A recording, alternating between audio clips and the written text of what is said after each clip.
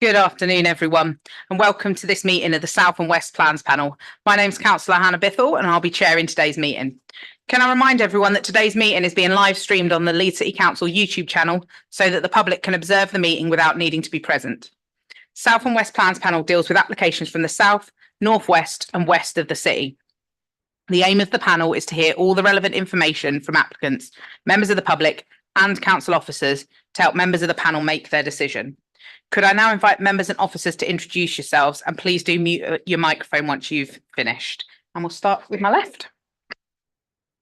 Hi, I'm Emma Burnett. I'm a planning officer.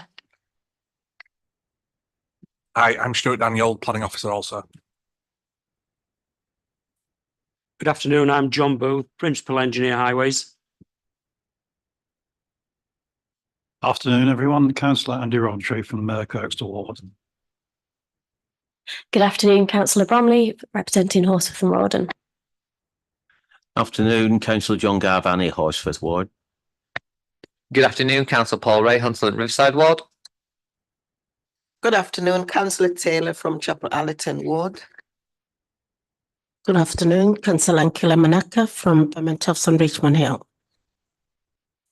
Good afternoon, my name is Daniel Illingworth and I'm part of the Plans Panel team. Good afternoon, everyone. I'm Councillor Colin Campbell. Good afternoon, Councillor Lynn Buckley from Allwoodley Ward. Councillor Andrew Carter, Carvey and Farsley Ward, substituting for Councillor Smith. Hi everyone, Natasha Prosser, clerk to the panel. Afternoon, Nikki Ziol, legal advisor to the panel today. Good afternoon, Jonathan Carr, Head of Development Management. Afternoon, Steve Butler, Group Manager for South and West and Lead Officer at South and West Plans Panel. Thanks very much, everyone. Moving to the agenda, could I ask the clerk to go through agenda items number 1 to 5, please? Thanks, Chair. Agenda item 1, there's no appeals. Agenda item 2, there's no exempt information. Agenda item 3, there's no formal late items. Agenda item 4, members to declare any interest. Agenda item 5, apologies have been received from Councillor Smith, Councillor Andrew Carter here to substitute. And that's it. Thank you. Moving on to item number 6, minutes of the previous meeting held on the 11th of January 2024. Do members accept these minutes are a true and correct record? Chair, could I ask some clarification on Airedale Mills and Mossbridge Works, Rodley? I see what the panel members' comments were. Was it agreed that all matters would come before this committee and not be delegated to officers concerning this site, as the suggestion from members was made? It's page 9.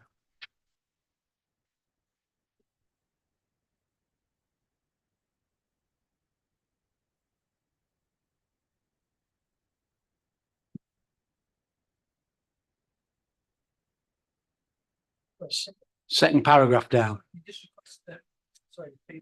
What's Councillor Carter, please?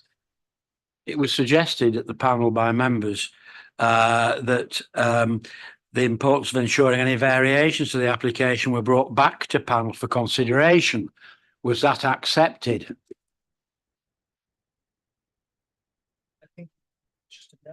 I don't think it was accepted or voted on. If anybody wants to correct me. As in a comment. Yeah, it was. Sorry, it took me a minute then to catch up. Yeah, it was there was concern that after permission was granted, there'd be different variations that could be done. And so we commented that actually it was important that that would be brought back to panel for consideration. Yeah.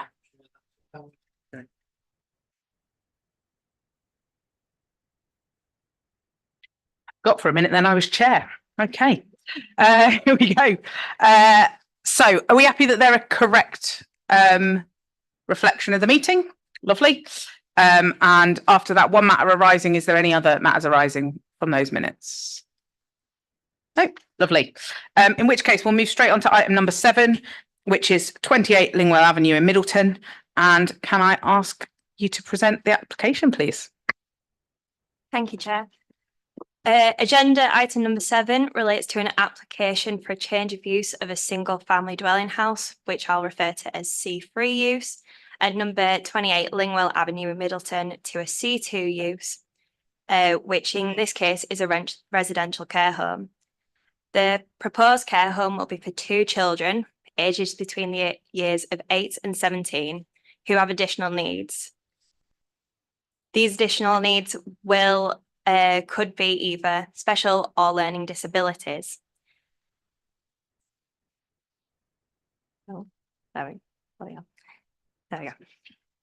The children will be under the care of 4 members of staff who will be working on a shift basis.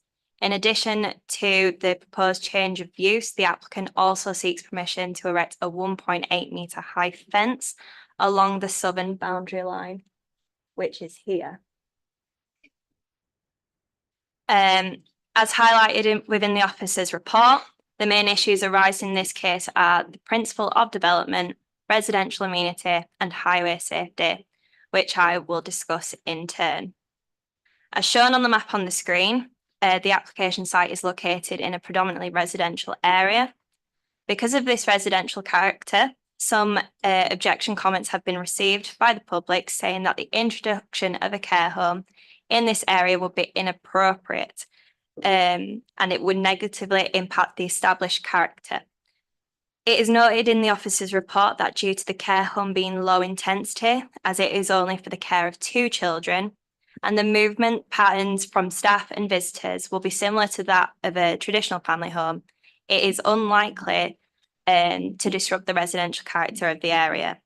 In addition to this, the proposed development is in accordance with the aims of the core strategy's Spatial Policy 1, and there is no policy context that could reasonably prevent the change of use from C3 to C2.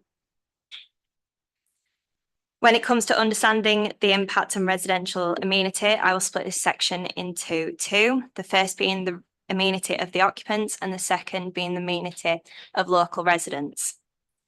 As we can see on the floor plans of the screen, the proposed care home will have 2 bedrooms located to the front of the property and a sensory room and a staff lounge to the rear, with 2 bathrooms, a central one which will be used by the children and a private staff one.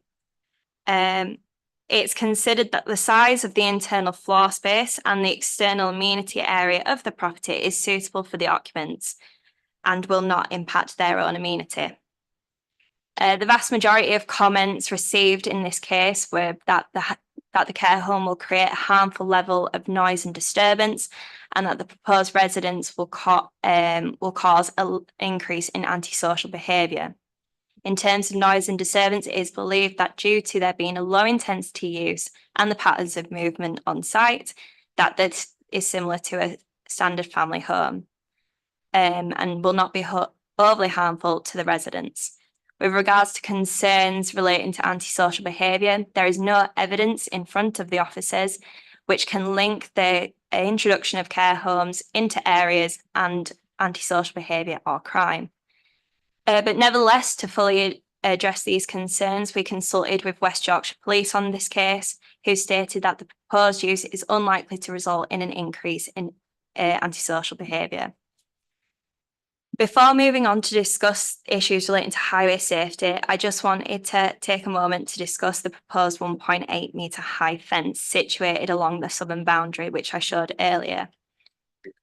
The introduction of this fence was initially placed on top of the brick wall here, but due to it not fully complying with the council's own design guidance and issues being raised by local residents, it was agreed to and later now shown on plans that the proposed fence will be set behind the decorative conifers and vegetation. This is seen to reduce, not be as visible within the street scene and also minimise any potential overshadowing issues.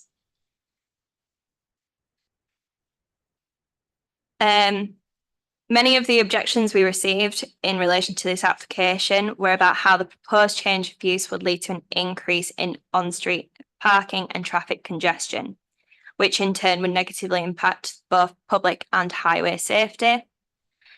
But we consulted with our colleagues in highways to have a look at the proposal, and it was considered that the existing parking provisions within the curtilage of the application site was acceptable, as it complies with the guidance set out in the Transport SPD, which required a minimum of 2 parking spaces for a residential institute. Therefore, if you have any further questions relating to highways concerns, I'm sure our colleagues in highways are happy to comment on them. As we can see from these photographs, there is sufficient space to the side of the property, going towards the garage, to the front, and to the other side.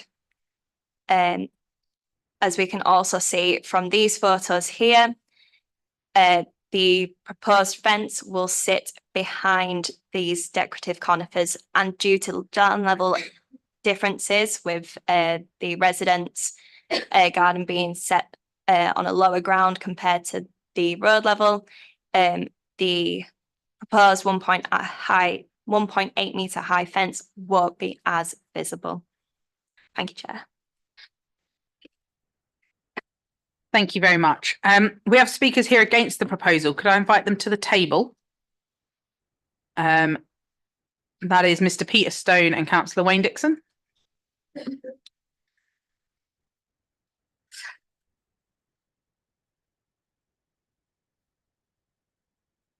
Once you're ready, you'll have 4 minutes to share between you to put your case to the panel. Thank you.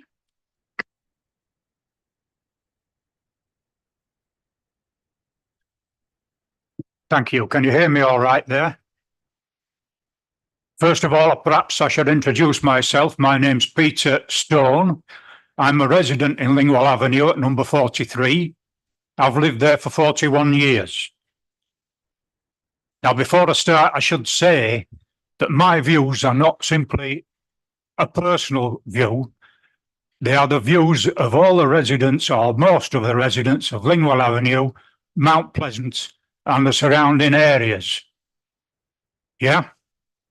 Now, Lingwall Avenue itself runs between Town Street and Middleton Park Road, and it comprises of the following: 28 semi-detached houses, 8 detached houses, and 4 detached bungalows.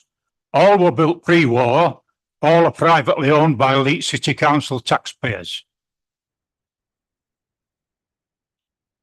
Mount Pleasant itself consists of blocks of 4 detached, semi-detached houses and terraced houses, built, I believe, in the 1950s and early 60s. There's 4 blocks of 4 and 6 modern semis. The other side of Mount Pleasant comprises the end of a converted Victorian chapel, and then a row of 28 Victorian terraced houses. Some of them are through houses and some back to back. I don't know which is which. And to the rear of Mount Pleasant, there's a row of 10 modern semi-detached houses. I appreciate you say that property prices aren't an issue here, but they are certainly an issue for residents. There's a grand total here of more than 100 houses directly affected by this proposal. And by law, as I understand it, anyone coming to sell their house would have to notify would-be sellers of this development. Into this neighbourhood, then, we have an application in respect of 28 Lingwall Avenue by the company Madiba. Now, I refer you to the Madiba management plan. There's too much to discuss here in detail. But I can say that none of the plan in respect of the neighbours has been enacted. Madiba have not consulted any of the neighbours. There have been no written communications, no emails, nothing. The only thing we've heard about this development is by word of mouth. And they quote, "The children we support deserve the opportunity to live in residential areas." Well, that has to be balanced against the well-being of local residents. They too deserve to have a quiet and a peaceful life. Madiba talk of children aged between 8 and 17. Now, as I understand it, in the eyes of the law, you're a child until you reach the age of 18 years old. In practice, of course, we know that's not the case. We're not talking here about children. Very often we're talking about young adults. I myself was working nights on the railway when I was 16 years old. There's young men joining the army today at 17, so it would be wrong to assume that Madiba are going to put people into these properties aged between 8 and 17 are children. So if we take a hypothetical scenario, 2 young men aged 16 will become residents at 28 Lingwall Avenue. Do they have a criminal record? Do they have a drugs or a substance misuse problem? Do they have mental health problems? Do they have a mixture of all three? We simply don't know. In respect of the bungalow itself, what are the security arrangements? We understand the property has 2 bedrooms. Who sleeps where? Presumably, the residents will not be locked in their rooms at night. I believe by law they can't be locked in the rooms at night. And presumably the front and the side doors will be locked at night. But again, I assume there should be a fire door which can't be locked. It must allow escape in the case of a fire from inside. What's to stop residents from leaving during the night through the fire door? Have the fire brigade done a risk assessment? Madiba itself, have due diligence checks been made? I appreciate it may fall outside the remit of this hearing. But Madiba itself seems to be a very strange company. If you go into company's house on the register, they appeared in 2015 and dissolved themselves and reinvent themselves no fewer than 8 times. This application... Thank you. That's the 4 minutes. I'm sorry, I didn't realise it was, and I apologise then. No, that's okay. That's okay. All I would say is the application should be rejected. I've got copies of my notes if you so wish to keep them. Thank you. So, do members have any questions for our speakers, please? Councillor Carter? Yes. So you've done some investigation into Madiba. I know as much as you do, only what's online. Do you know where they're based? Sorry? Do you know where they're based? No. Do I know where they're based? I'm sorry, I missed that. Where they're based. It seems the directors have an address in Cheshire, from what I could make out. They're certainly not local to the area. Any other questions, members? No? Okay, in which case, thank you very much for your attendance. And we will move to representatives in support of the proposal, which is Andrew Windrush, Joe Flanagan and Zoe Nichols. Again, you'll have 4 minutes to be shared between you.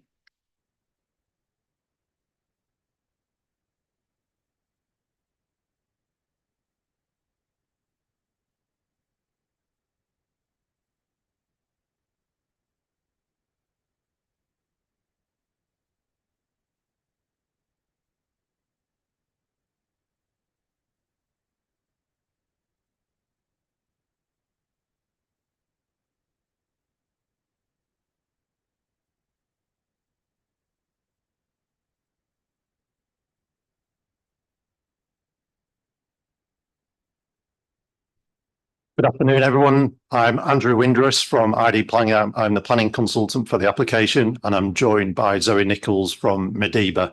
I'll briefly speak on the planning policy side, and then Zoe will talk a little more about the company and the management procedures that will take place at the property. As the officer report has fully outlined, this proposal is totally in accordance with policy. There was no policy context to reasonably prevent this development. We've clearly submitted a significant amount of information about the management of the property and how it accords with all planning policies. In a sustainable location, it's got the support of highways and the police and all of the technical consultees. One thing just want to clarify, Madiba, they are a local company. They're actually based at Gelderd Road in Leeds, and that's their main offices, and have property throughout Yorkshire that we've worked with them on for a significant amount of time. So I'll simply pass over to Zoe, who will be able to talk further on the management regime. Just in terms of the consultation, sorry, that is all to take place post-decision. So once this is agreed, that's when Madiba start to formally engage with the neighbours when everything is in place. Hi, I'm Zoe Nichols. I'm Business Development Manager at Madiba. So just to share a little bit in terms of Madiba, the children that we care for are children that have special educational needs and disabilities. So those would be children where they wouldn't believe in the property without staff. These are children whose needs are such that they don't have the capacity to be out in the community on their own. We would have staff with them at all times. It will depend on the needs of the young children. There is a likelihood, depending on needs, we may only have one child at the property and not have both beds at the property in use. Staff are on site at all times. We would have up to 4 staff on site. It will depend on the young person, their needs and their staffing levels. We would look to engage, if it's approved, with the local community. We would like our young people to be engaged in the local community. And our staff are very respectful in our other homes. So we always look for properties where there's parking on our property so that we're not causing parking issues. Our staffing shifts are not where we're swapping shifts through the day. So our shifts are that our staff work 2 days on and they sleep over at the property and then 4 off. So there wouldn't be staff changes throughout the day. There wouldn't be nighttime changes. In terms of the noise, noise would be minimal and no different to any other family living at the property. As I say, our children are not children that are going to be out in the community. There's not antisocial behaviour issues. These are children who have very complex disabilities. So they may be autistic. They may have learning disabilities. So I don't think in terms of suggestion about them being out at night and in the community, that's our cohort of children are not safe to be out without an adult. We would be happy to work with anybody around us in our local community. We want to become part of that community. So we're happy to share numbers, contacts, and we really like to integrate. So locally in all our other homes, we have really good relationships with neighbours. We get involved in things in the local community. And as we say, we are Leeds based. And we're looking to open more homes to help that cohort of young people in Yorkshire. A lot of local authorities, struggle. They're at the homes with the level of experience that we have. So we have a very experienced back office team. We have a full therapy and clinical team. We have quality assurance teams in our back office. So we are a very established provider of children's homes, working with local authorities throughout South and West Yorkshire.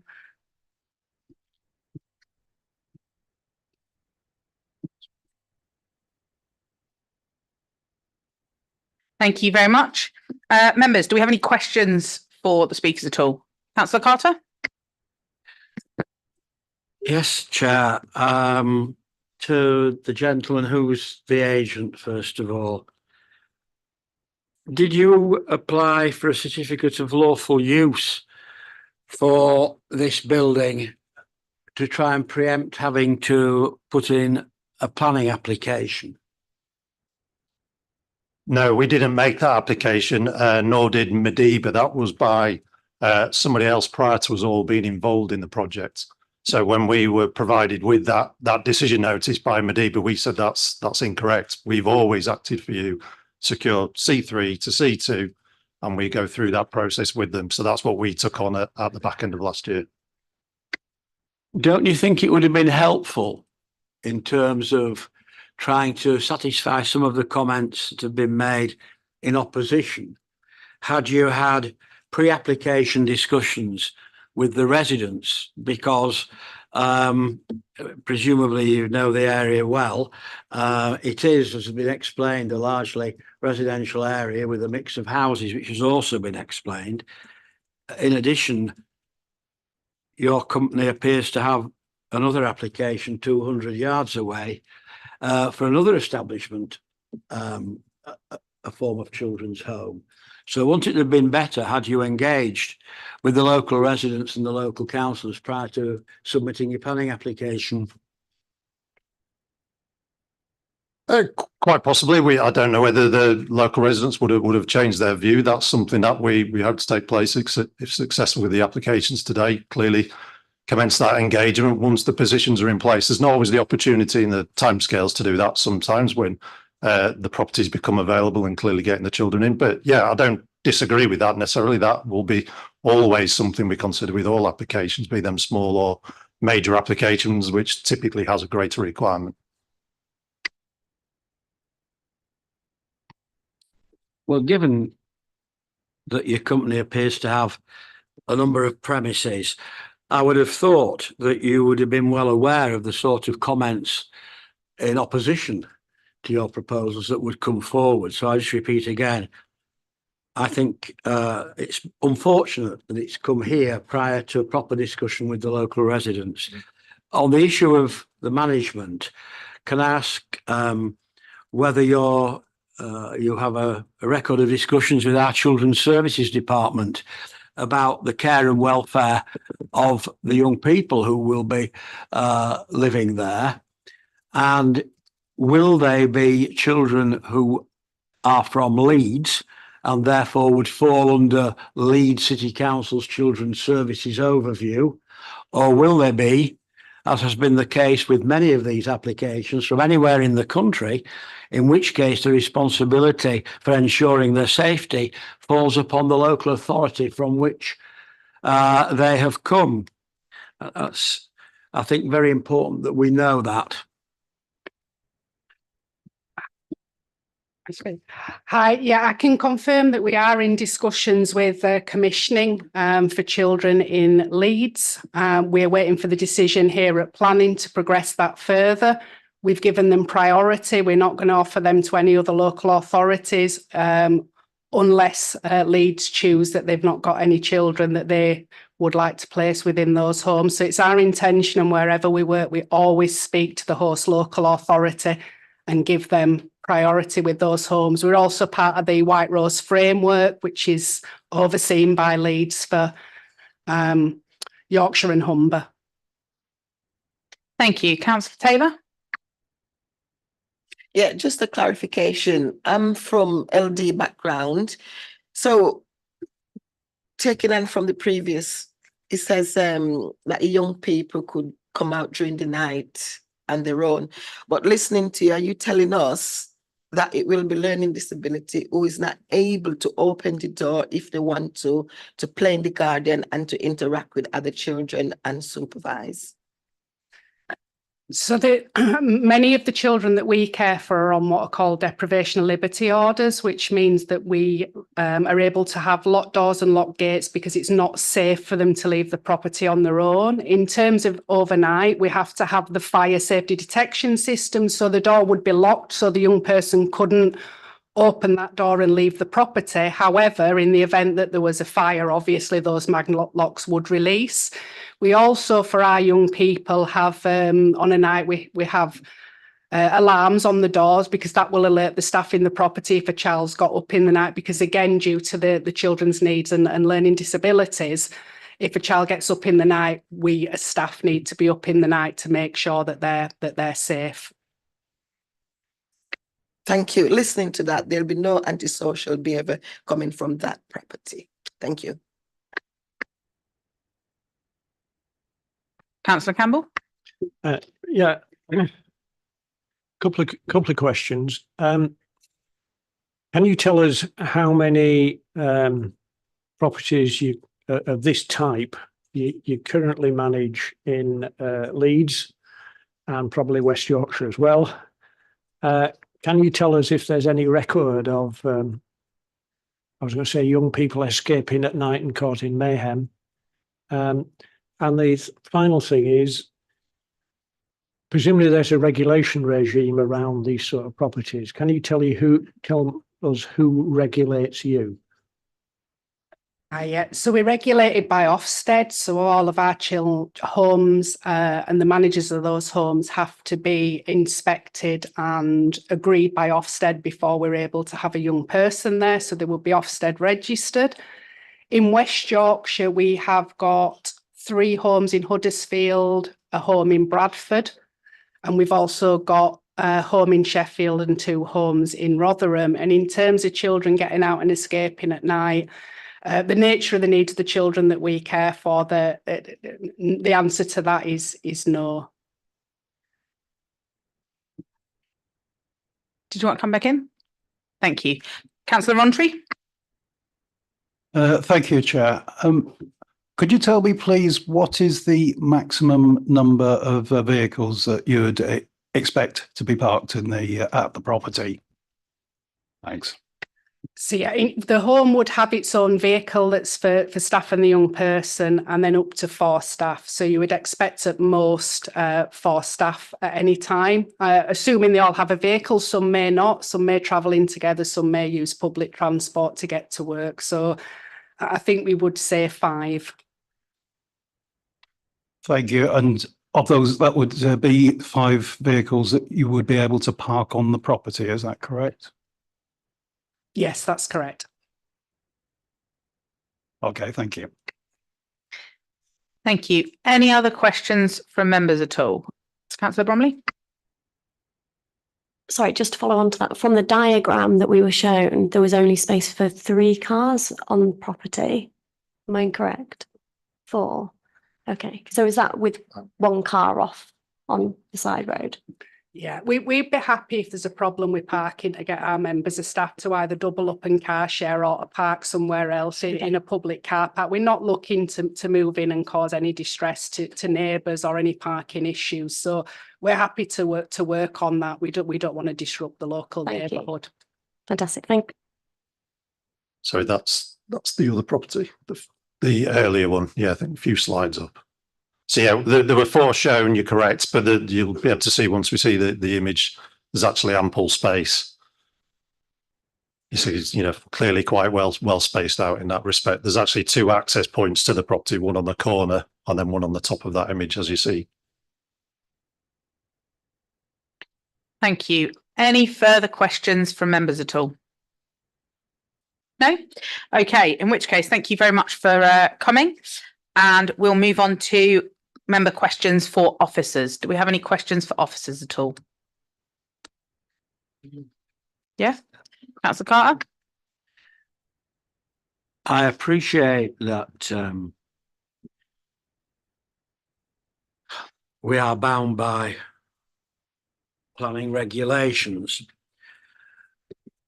but members also have a responsibility as corporate parents, as well as members of the planning committee or indeed any other member of the council. I am really disappointed that we're getting such a proliferation of these applications, and I don't wish to cast aspersions on this particular company because I've never heard of them before I read these papers.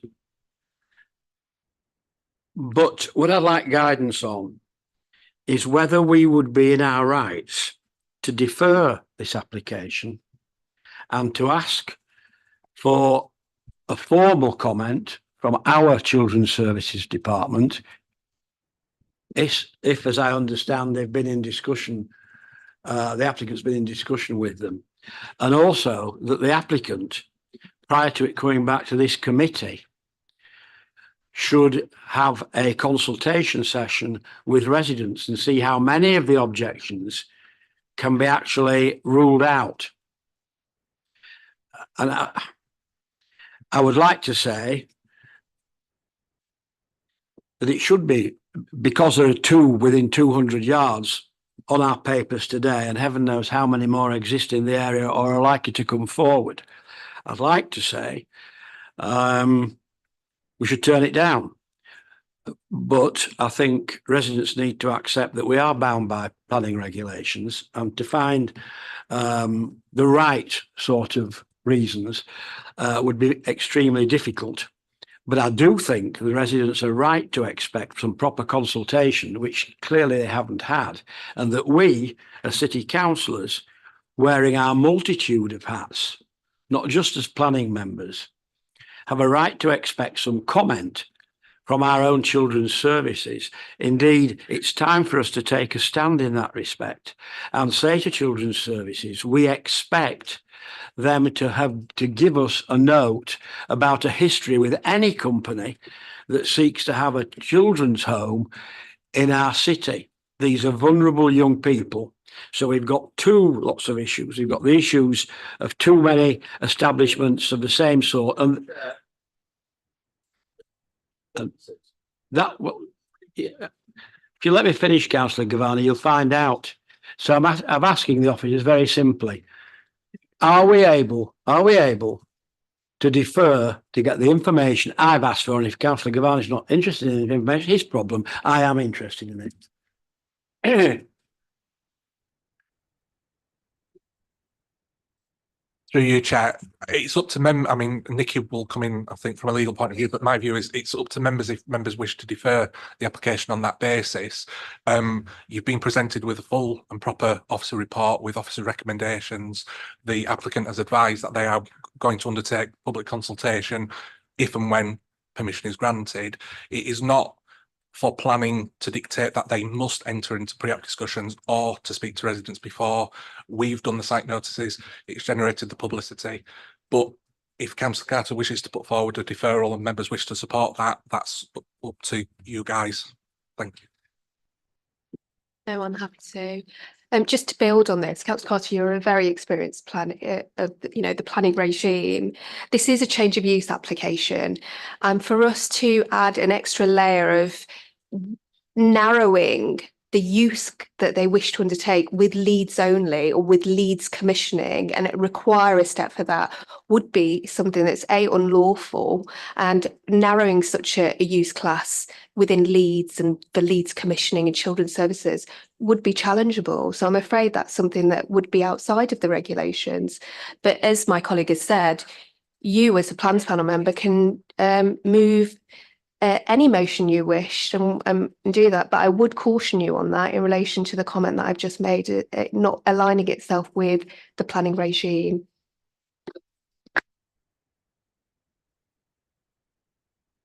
Mr. Yall, so you're saying that we can't defer for further information? That would be illegal. No, I'm not saying that, Councillor Right. Carter. What I'm saying is you can defer for further information if you think it's material to this application, and the vote can go forward on that basis. What I've got concerns for is that you're seeking to defer in order to carry out a narrowing of the use class for a purpose that's to Leeds. And if that's not part of the motion that you wish to make, That's not you what can I'm make- seeking at all. that's fine. Okay, any other questions for officers from members?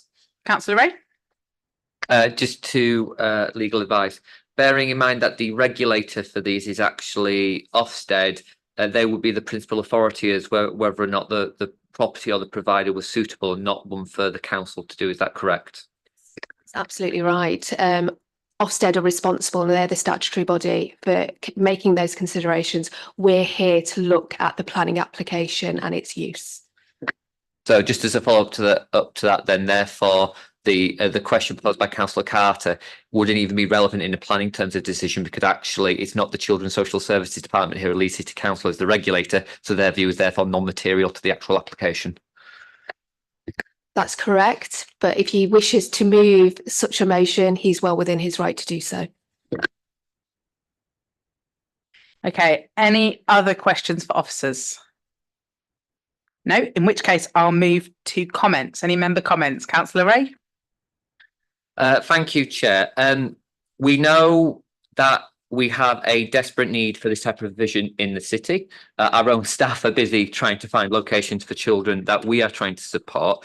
There is no planning grounds which has been clearly stated out to prevent this property being used. And we have many of these applications that come here, and we always end up in the same position where if this was a family home, it could have as many children in as the person absolutely wanted to, without locked doors, without on-site staff, without security. And so the idea that actually a more secure facility with more safeguards, more protections for highly vulnerable children is somehow going to be worse for a community than a house that could have 3, 4, 5 children in, going in at all times of day with doors opening when they want, is somewhat absurd. And ultimately, in the end, as has been clarified by the legal advice, we are here to make a judgment on planning terms and not to step into other regulatory frameworks for which the council does not have the legal responsibility. And on that grounds, there is absolutely no planning reason to reject this application. And I would say strongly to colleagues to support the application, and let's get as many of these facilities as we can into Leeds, because we have a desperate need and vulnerable children at the moment that we are having to house outside of this city at huge significant cost, not just to their well-being but to the council taxpayer. So let's just get to the vote and get on with it. Thank you, Councillor Ray. I can't call the vote until I've accepted Councillor Gamble's comments. Thank you. I'm taking that as a proposal that we well, can I say, Chair, that I'm more than happy to second that proposal. I think it does seem an unfortunate state of affairs that perhaps people are misinformed, perhaps misguided, but I think it's very clear that this is a very specific type of accommodation to deal with very specific issues in relation to young people who have extreme needs. And policy has always been that we do our best to integrate them within the community. The days when we stick them all in institutions are long gone, thank God. And it seems to me, looking at this this property, as Councillor Ray said, if it was a private house, we have no control over how many people are in there or how many cars they have. At least with this, we do have that some control, and it seems to me that it's not unreasonable, given this company appears to have a track record, that they can effectively manage this facility. I note from Councillor Carter's comment in relation to proliferation of this type of property. I'm not sure there's an evidence base for that, but I think as Andrew knows, he's a member of Development Plans Panel, and Development Plans Panel could look at this if requested to do so. And if there is, then I think there's a case for a policy. And a policy in relation to proliferation. But at the moment, I see no evidence that this is a problem. And therefore, I'm more than happy to second your proposal. Okay, thank you. We've got a proposer and seconder for the motion. Any further comments? Councillor Carter?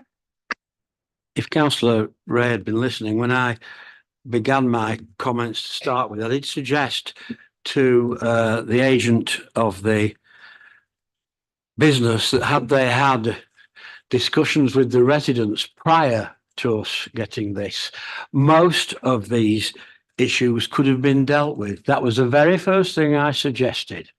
And if indeed it is speed you want, which I don't necessarily want, but if it's speed you want, it would facilitate this committee and us as councillors if the planning department informed all the developers of these that they should come to us having consulted the residents beforehand. That way, some of the ones which probably he and I do agree on aren't valid objections wouldn't be here at all, and residents would feel a lot more sanguine about the process. But with what we're doing today, I suggest they are not feeling at all sanguine, Councillor Ray. Thank you, Councillor Carter. We'll now move to the vote. All those in favour? And against? And abstentions? One. Can we just check what Councillor Buckley was doing? She didn't put her for anything.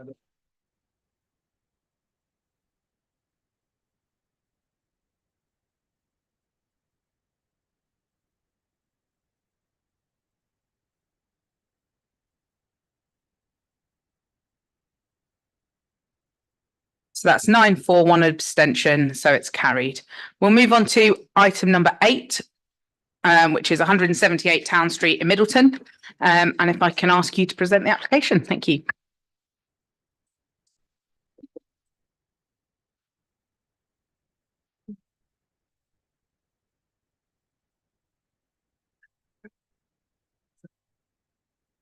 Thank you, Chair. I just want to remind members that agenda item number 8 is going to be very similar to agenda item number 7. So many of the points that I'm going to go through quickly are relevant to the last application.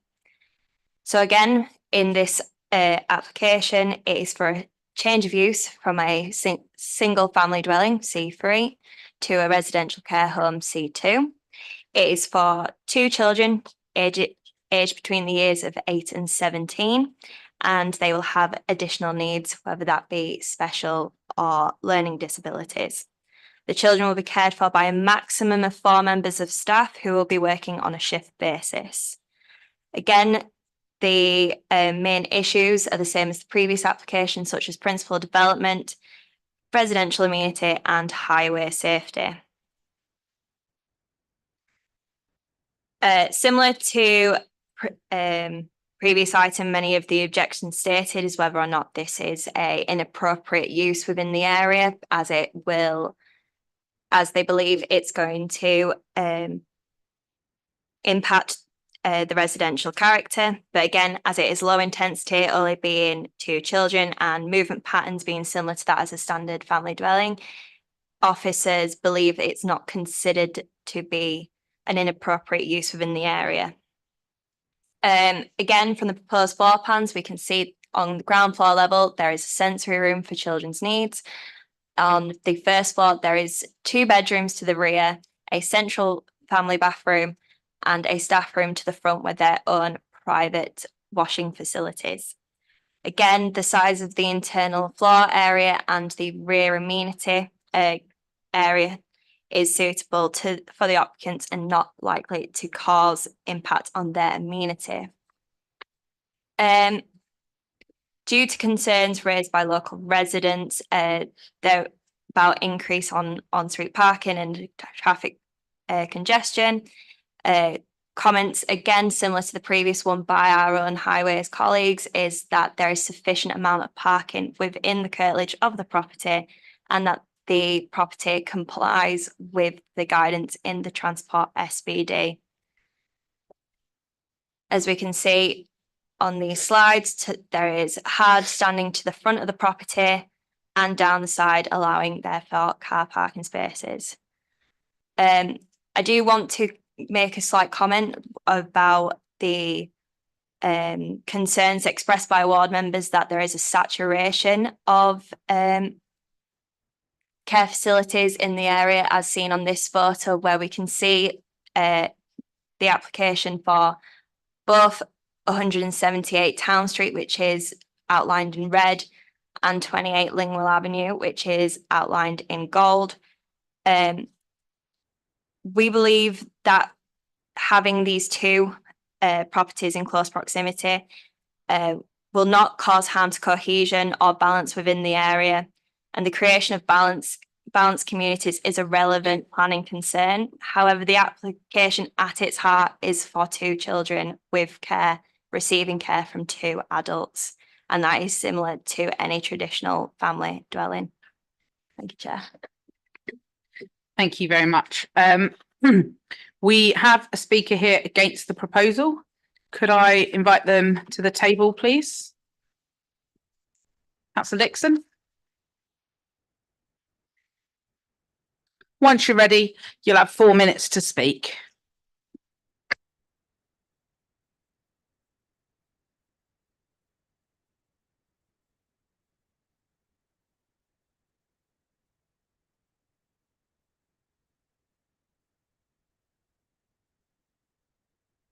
There we are. First of all, thanks for having me here today. Sorry I've had to come here twice.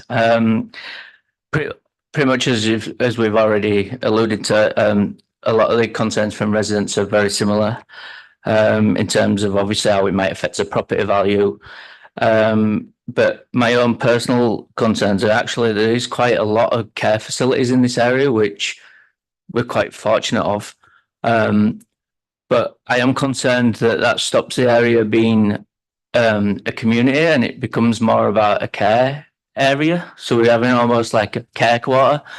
If I did generate a map and I did send it out, so I hope you've all seen that. And I'm just thinking within half a mile we've got like several facilities. I think there's 7 in total. And the rest of the world there's very few. So I just think if we could spread them out a bit, that'd be more about integration than what we've currently got now. And I do want to kind of talk about the lack of communication with residents, which I think obviously was mentioned on the last application.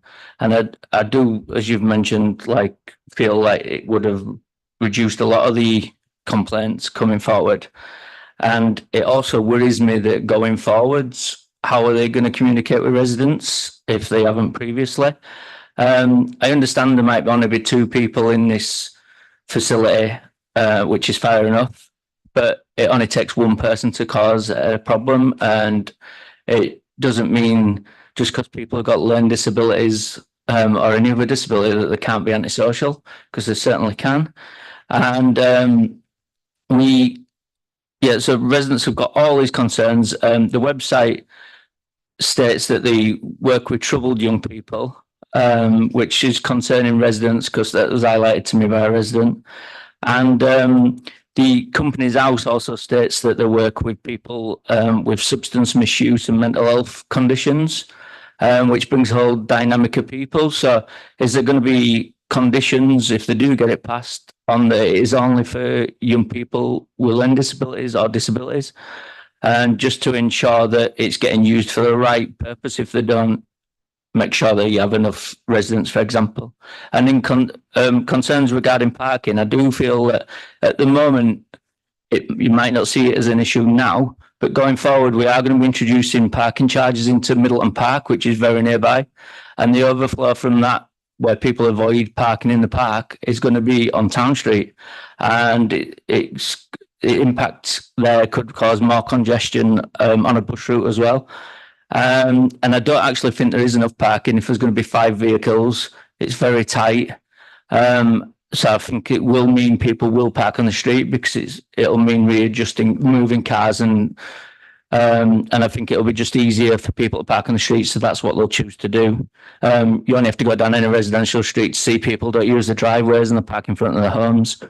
And that's definitely going to be, which follows on to one of the other concerns, which this road is notorious for speeding. It already has speed calming measures in which people ignore. So with young people perhaps running in the street, it's a concern anyway, but it's a busy road. So I do feel that it is a concern we should be looking at. I think I've pretty much touched on everything. Just double check 1 second.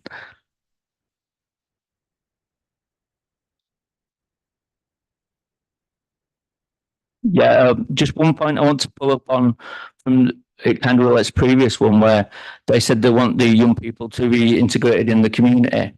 I just feel that if they wanted to do that, why have they not spoke to the community to start with and try and build that relationship up with the community? But yeah, thank you. Thanks, Councillor Dixon. Have we got any questions for the speaker? Councillor Gavani. Thank you, Chair. In the papers, it says that one of the concerns for ward members, you mentioned it yourself, Councillor Dixon, is giving rise to antisocial behaviour. These, as we've already heard from the applicants on the previous item, are young people under deprivation of liberty orders. So they won't be going anywhere on their own. They will be under adult supervision at all times. How will you then get the antisocial behaviour that you're so scared of? Yeah, thanks for that question. I did a quick Google search on this company, and at one of the other care homes, there was an altercation in Huddersfield, which triggered an heart attack of actually one of their clients. Which was reported on. I've got the article here, which I can show you. But so it doesn't mean that antisocial behaviour can't happen with residents themselves. But also in other care facilities locally, we have had issues with antisocial behaviour from just one person. So yeah, I mean, antisocial behaviour can be anything, can it? It can be arguing, but also you mentioned earlier about their alarms. If their alarms are going to go off at early hours of the morning, because young people are trying to get out of the rooms, how is that going to impact on local residents as well? So I suppose that's another form of antisocial behaviour we need to be aware of and make sure that we protecting residents from. Councillor Carter?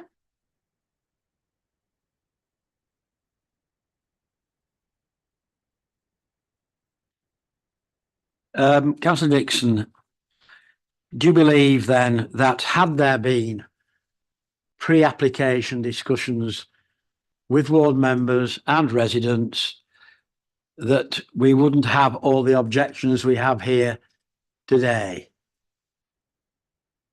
The simple answer is yes, but I think with things like this, it's often about trust, and I just feel like this company have not tried to gain any trust.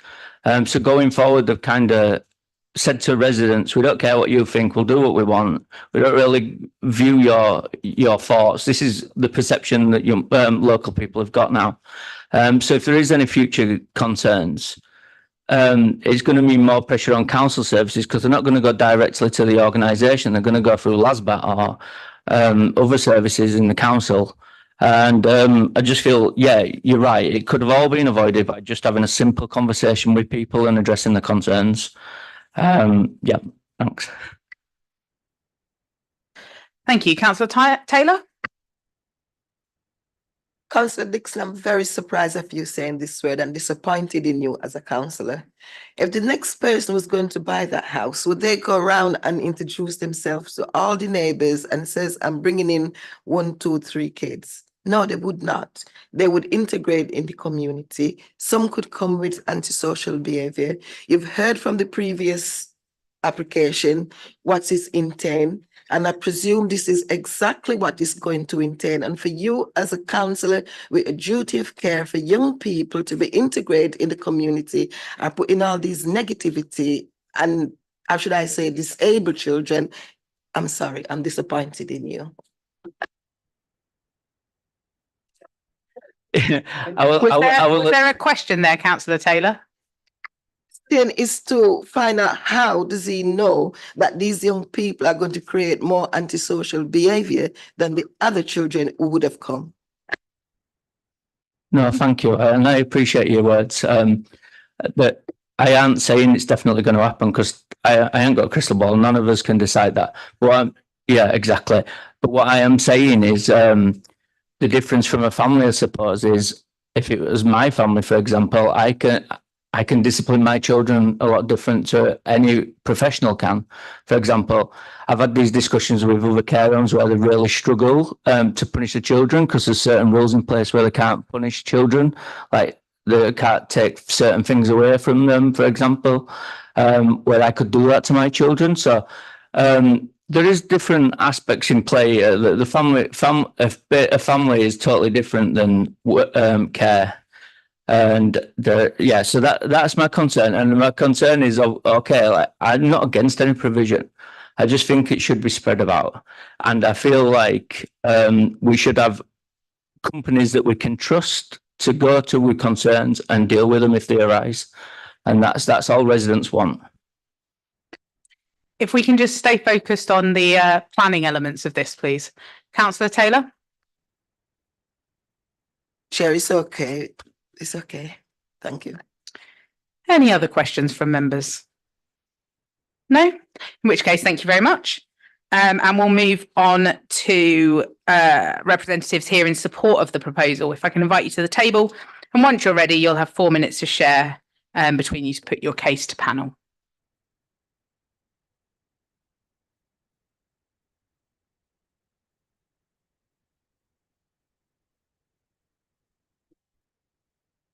Thank you, Chair. We won't repeat everything we've already said and talked about, of course. We will reiterate that we'll put in place the management procedures that we talked about, that will go through the public consultation, and I'll leave it at that. Thank you. If you have any questions.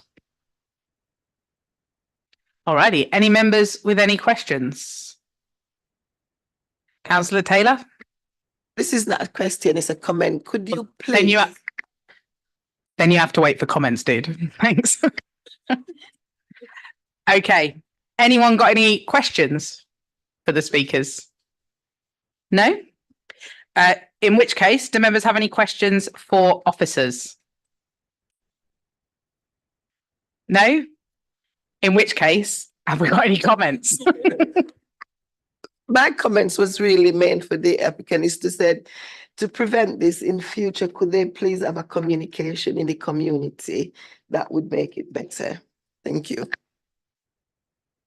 Councillor Ray? Yeah, I'm going to say people and not repeat what I said last time. However, I do think there is a fair point that was brought up by Councillor, I'm going to call you Barry Anderson. That's complete Councillor Grew. Not even Councillor Grew. Do you know when you've not had enough coffee in one day? My colleagues on the other side, around about actually, but not much. My sincerest apologies. It's been one of those days. I think there is a fair point that was brought out though. Actually, if there are going to be more of these, it probably is something that needs to be brought to development plans panel around actually a density policy, because as much as the concerns that have been raised, I'm not particularly worried about. Actually, there is a potential because of property values that actually suppliers go for the most cheapest available properties in certain areas. So I do think there is a valid point that was brought up about a conversation at the development plans panel. And I would ask you as chair to maybe pass it on to your colleagues to have that discussion. Other than that, I'm happy to propose the motion as it stands. Thank you very much. And I'm really happy as chair to take that on. Councillor Carter, and if you'd like to introduce yourself again, that'd be great. I'm delighted. We're going to have a lot more of these. We've had a number already over the last months, couple of years. It's perfectly obvious there's an issue about consultation with residents. As you know, Chair, I take it extremely personally when people start making comments about not helping disadvantaged and disabled young people, seeing I have a disabled stepdaughter of my own. And I don't like them making it an excuse for not taking on board sensible ideas. It's perfectly obvious that residents should be properly consulted before these applications come in. And it ain't a massive job for DPP. It's a matter of somebody somewhere in this council having the nous to tell the developers, you must consult with residents before you put your planning application in, or else you'll have a more difficult time at the plans panel. And given your reassurances and the fact that I've persuaded Councillor Ray to agree with me, I'll leave it at that. But I'm afraid to say there'll be a lot of unhappy residents who haven't been properly consulted. It's probably important for me just before I bring you in, Councillor Campbell, to say that we can't enforce any developer does any specific consultation as a planning authority. Councillor Campbell? Well, I was just about to say that, Chair, actually, because my understanding of council policy and planning department policy is that the planning department encourage consultation with residents and actually consultation with planning officers before you put in a planning application. If developers choose not to do that for one reason or another, well, they must accept the consequences. I get the feeling, because Andrew has been to dozens of plans meetings now, that he's probably taken that on board, and I hope the company have, that if they ever propose to open another one anywhere else, they do a proper consultation. I was slightly surprised to hear that the only potential source of antisocial behaviour in the whole of Middleton may be this building. I I was surprised to know that there was no antisocial behaviour in Middleton caused by young people. It must be the only part of the city where that happens. Sorry, that's me being cynical. Can I take the, I'll take the opportunity, I'll say it again.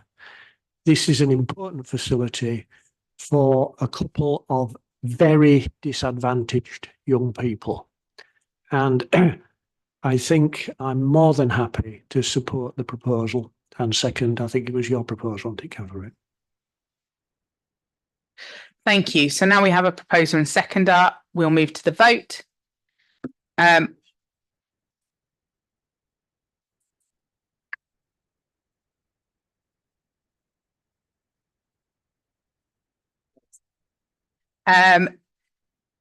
All those for? And against? Oh, me, yeah. And against? And abstentions. With 9 for, 1 abstention, that is carried. I'm going to move to a short comfort break for 5 minutes. Thank you.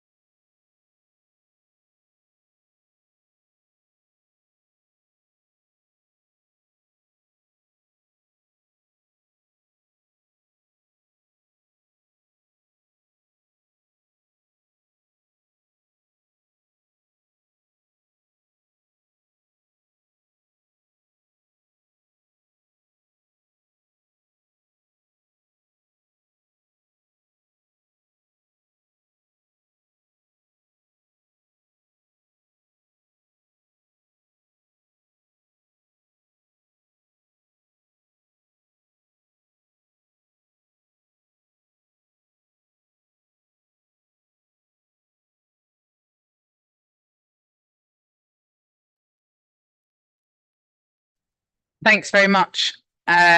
We will now move to agenda item number 9, which is an application at the site of former White Bear, Dewsbury Road, Tingley. Adam, are you all right to present the application, please?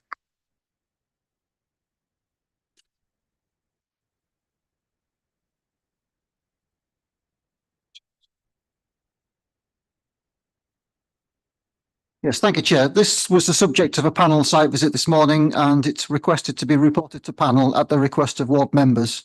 For those that weren't on the panel site visit this morning, this is the site in question. You can see Tingley Roundabout indicated on this plan there, just for point of reference. That is the White Rose shopping centre there, so it's just at the adjacent junction with the M62.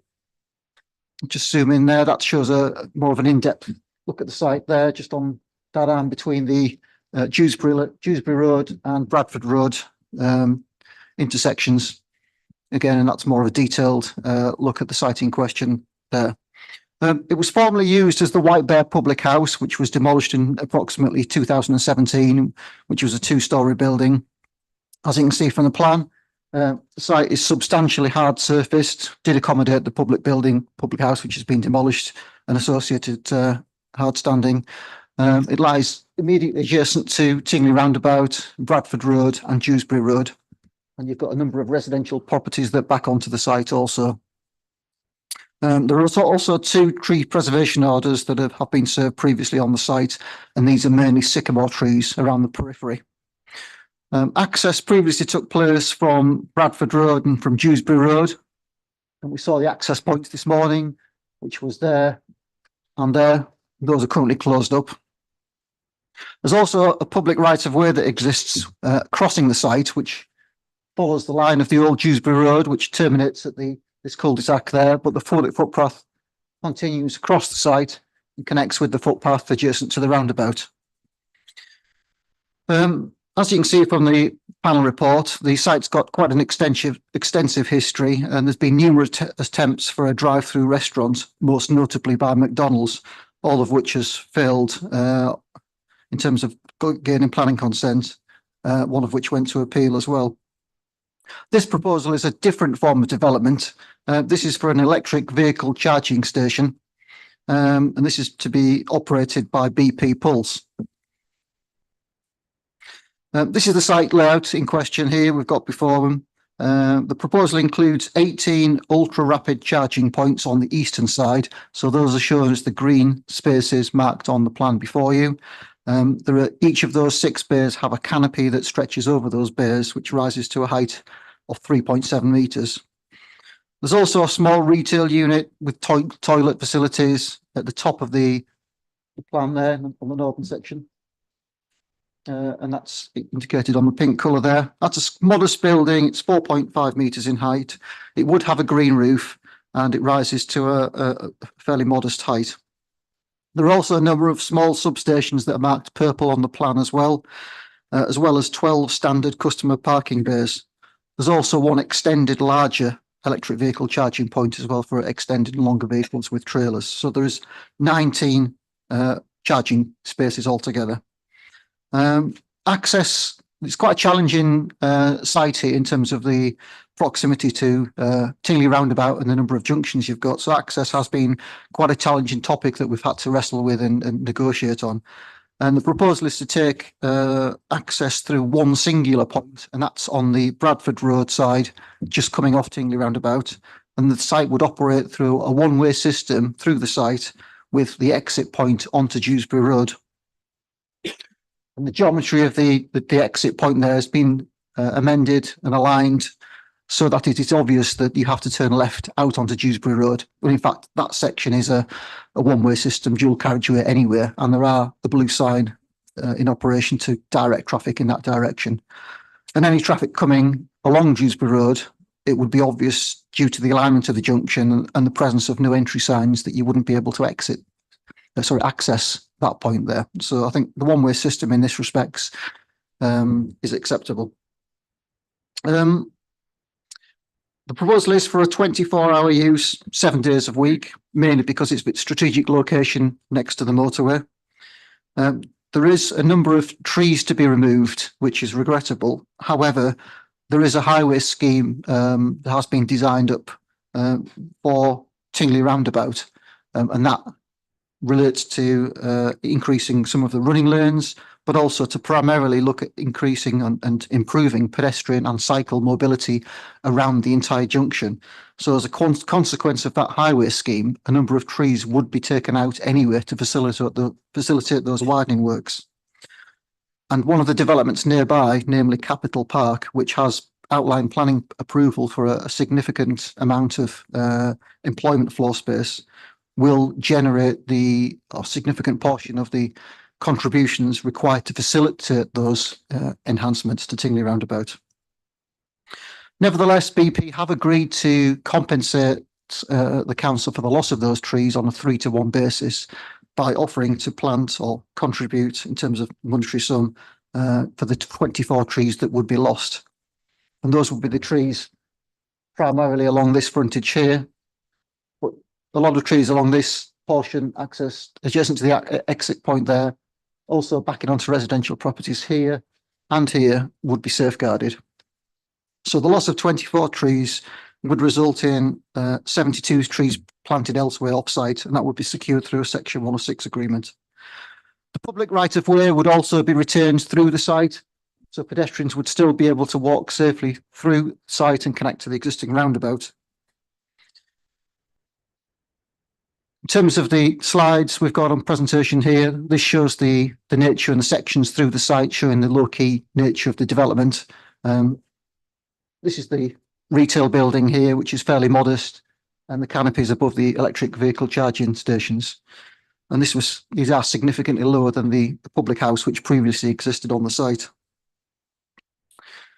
And that's just a slide of the retail kiosk building, which would encompass a retail area and some toilets and staff areas. To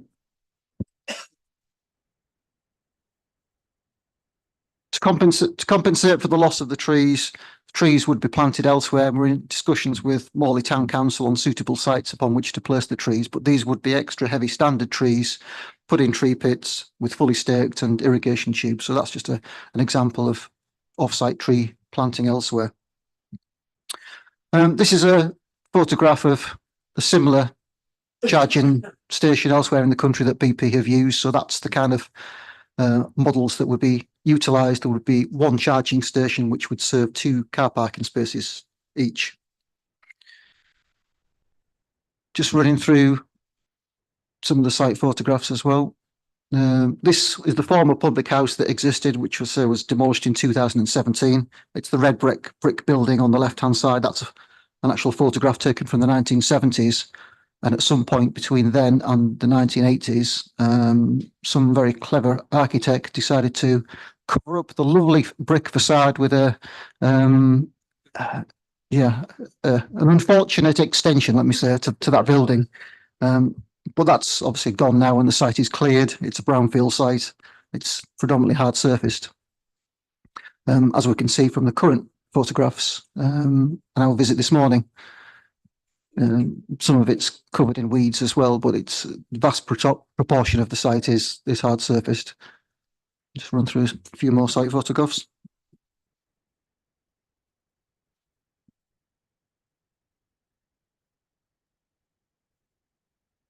It's obviously bollarded off there to stop any trespassers getting onto the site. In terms of the issues for members, the principal, which is the primary issue really, it is previously developed land or brownfield land. It did occupy a public house. It has got extensive hard surfacing on it. It is a proposal for green infrastructure which supports the electric vehicle charging industry in a strategic location next to the M62. Ultimately, this will lead to a scheme which is aimed at lowering carbon emissions in general. So, in that respect, officers think that it's a proposal that fits with the current climate. In terms of the retail facility, we see that being an ancillary function rather than a destination in its own right. When people come to charge their cars, taking 15, 20, maybe 30 minutes, they would want something to do. So The retail facility would enable them to go to the toilet, grab a cup of coffee, have a bite to eat, and whilst that's taking place, the vehicles will be charging up. In terms of the design and scale, we think it's proportionate to the site. It's lower than the previous public house that existed. It would be a building which would be constructed in brick with glazing, with a green roof, and it's also screened from the residential properties by a number of trees and additional planting, together with acoustic fencing. In terms of the highways issues, we think the access and egress arrangements are acceptable. The applicant has carried out speed surveys, and we're comfortable and confident that adequate visibility exists, as does sufficient parking and servicing requirements. In terms of the impact on the neighbours, given the previous use as a public house, we considered it to be an acceptable use. The environmental health officer, having looked at their submission, was comfortable with the proposals. Regrettably, there is tree loss, but as I said, these would be lost anywhere through the highway scheme to Tingley Roundabout.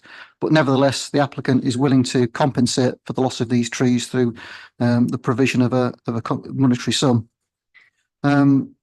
Regrettably and unfortunately, the report doesn't pick up on the issue of ecology and biodiversity. However, we have looked at the ecology report in some detail, and it's concluded that the site is of low ecological value, and there's nothing to dispute that given the state of the site at present. There was no protected species found on site, and with the proposals to make enhancements to the green infrastructure, there is a habitat net gain of 8.59% and a hedgerow net gain of 8.14%. So that would be compliant with our policy G9. Just in terms of an update on the 106, we're in discussions with the applicant over the monetary sum. There's a disagreement over the cost of replacement tree planting at £1,500. So we're in discussions with our colleagues in Parks as well as the applicant. Notwithstanding that, the applicant has said categorically that they are willing to replace and mitigate all these trees on a 3-to-1 basis. So that would be 72 trees in total. So they would be provided off-site. It's just a case of just agreeing that final monetary sum. So the sum set out in the report of 108,000 might not be the final sum, but in any event, we will be getting the trees that we're asking for. In terms of the hours of the shop opening, as I said, 24/7, and that's what the environmental health officer considers appropriate. But we would, however, limit the jet wash and the vac and the air and water facilities to 7 AM to 11 PM, and also include a noise management plan to those conditions, as well as ecology conditions requiring the construction environmental management plan and landscape and ecology management plan. A condition to ensure that no trees are removed during bird nesting season unless accompanied by a qualified ecologist, and that details of bat boxes are provided. I've noted from the two previous applications, the issue of community consultation featured quite highly. The applicant in this instance has carried out a pre-application consultation with the local planning authority. They've also carried out community consultation. They've done leaflet drops. They've got a website, and they've taken feedback from local residents, which included in a statement of community involvement, which accompanies the planning application. And they've also had a briefing session with ward members as well. So in that respect, they have engaged with the community. So in conclusion, officers consider this to be a sustainable form of development. It supports the green infrastructure transport network, and ultimately would lead to a lowering of carbon emissions. Consequently, officers recommend approval. Thank you, Chair. Thank you very much for that. We have a speaker here against the proposal, Mr. Eric Appleton. If I could invite you to the table, and once you're ready, you'll have 4 minutes to share and put your case to the panel.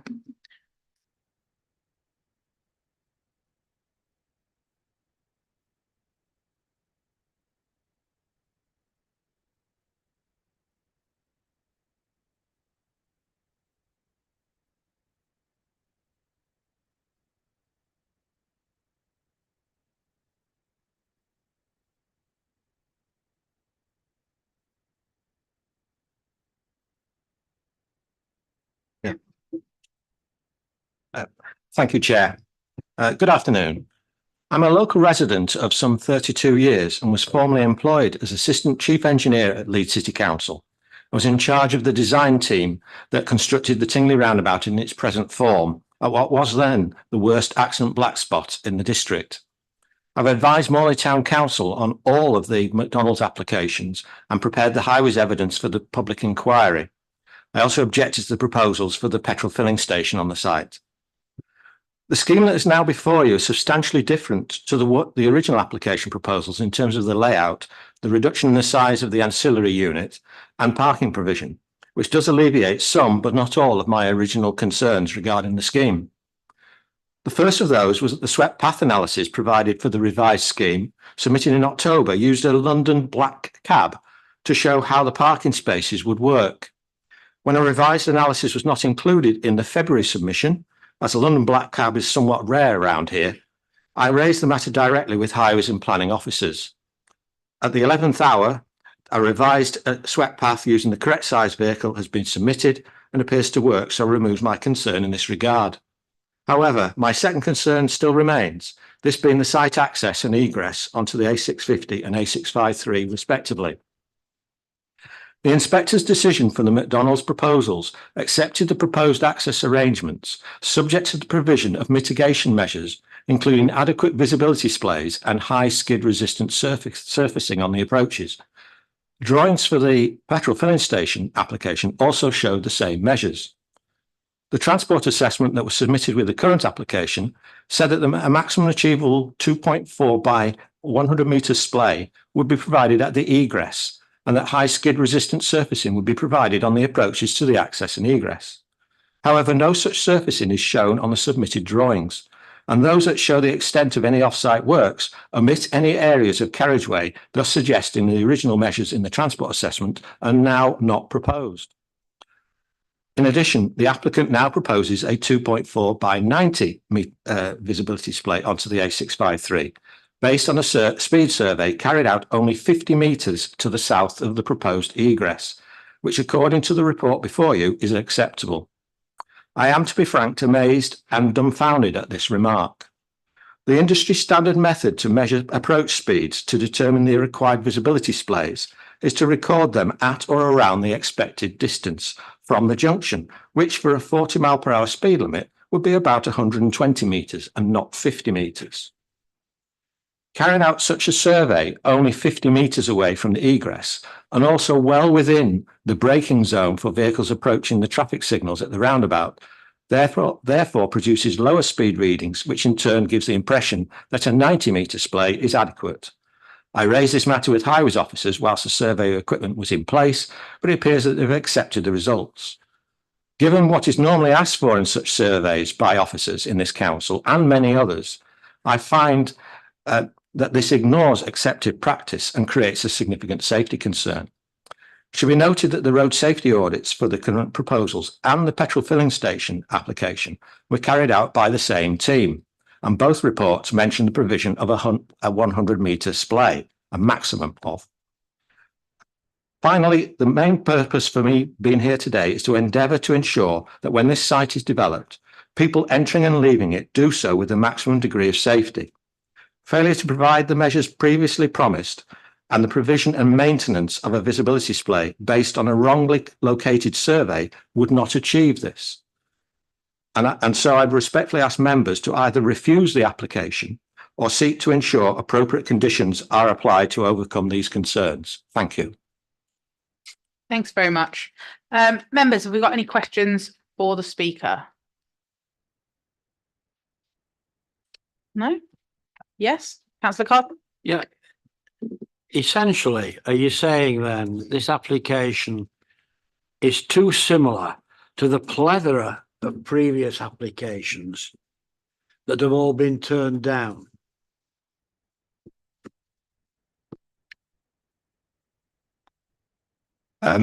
It's similar in that it has the same access arrangements, and with the entry off the Bradford Road and exit onto Dewsbury Road.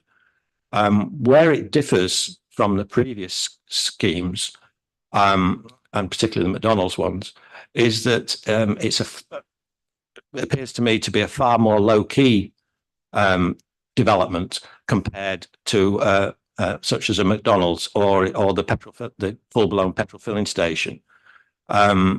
So then that's justified against the previous use of the site as a public house. That wasn't the case with the McDonald's applications, nor with the petrol filling station, and hence why they were refused all those many times. Thank you. Any final questions from members for the speaker? No, in which case, thank you so much for coming. And we will move on to representatives here in support of the proposal, which is James Cox from Lichfields.